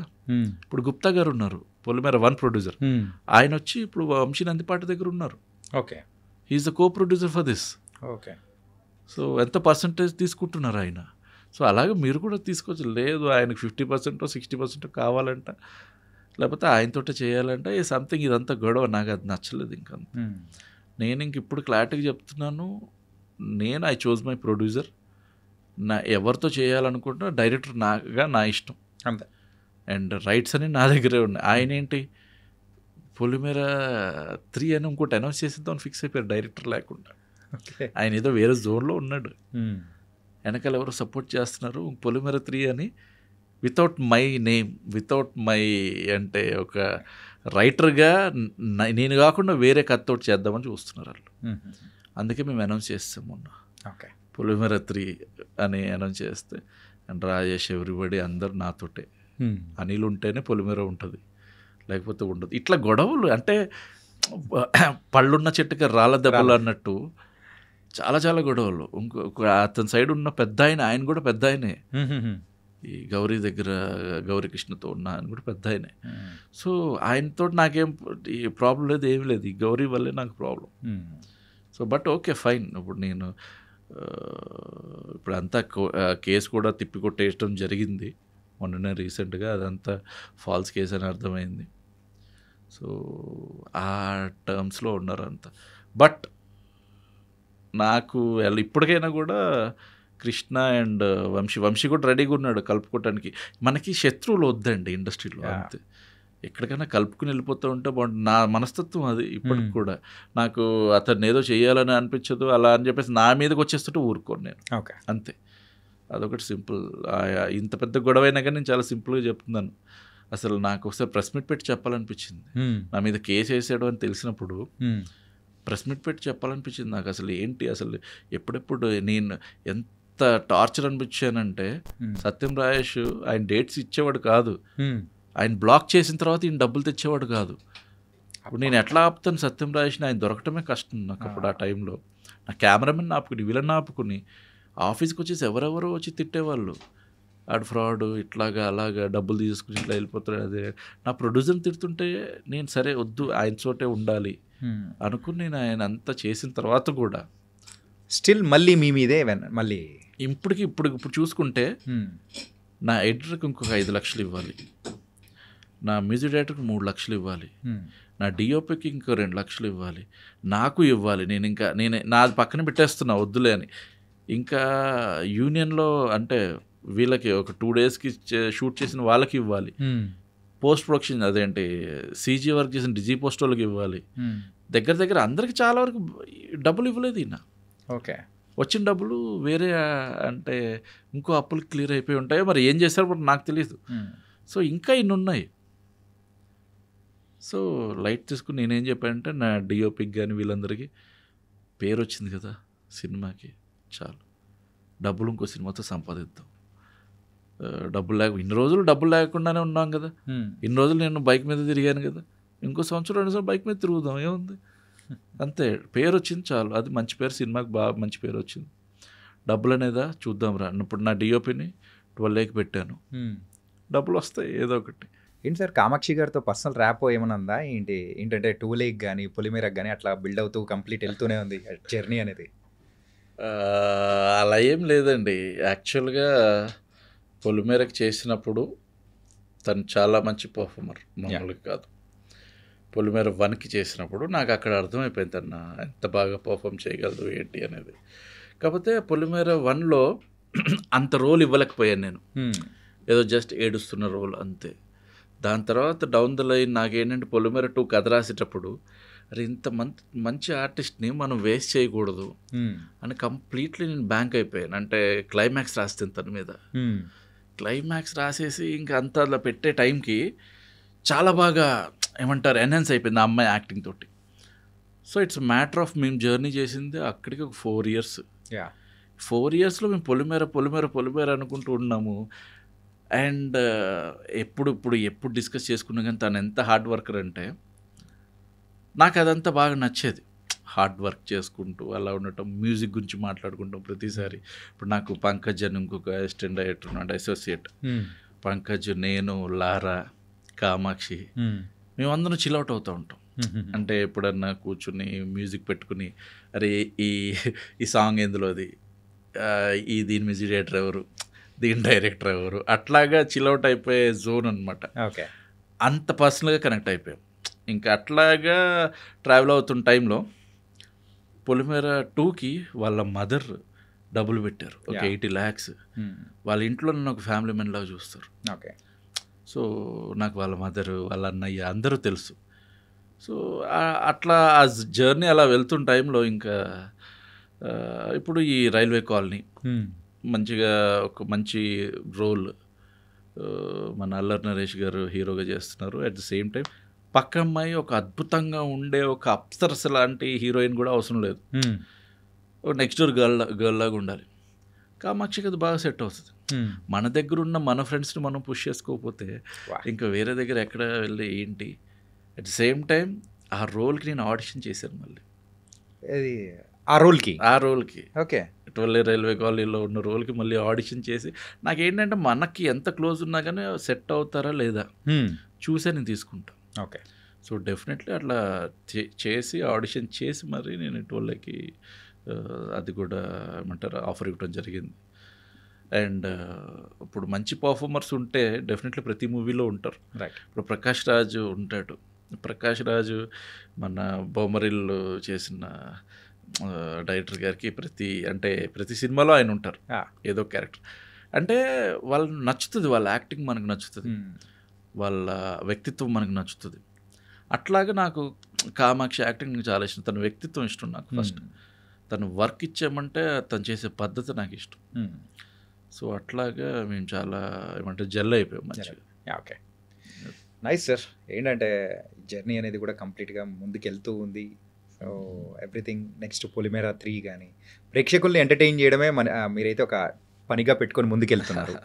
So it was very very nice and thank you so much for your coming here and giving, అంటే ఎన్నెన్నో ఇక్కడ షేర్ చేసుకోవడం కానీ, other side of the Anil గారిని మేము తెలుసుకోవడం కానీ, మీ మీద వచ్చిన కేసు గురించి కానీ everything you shared and thank you so much.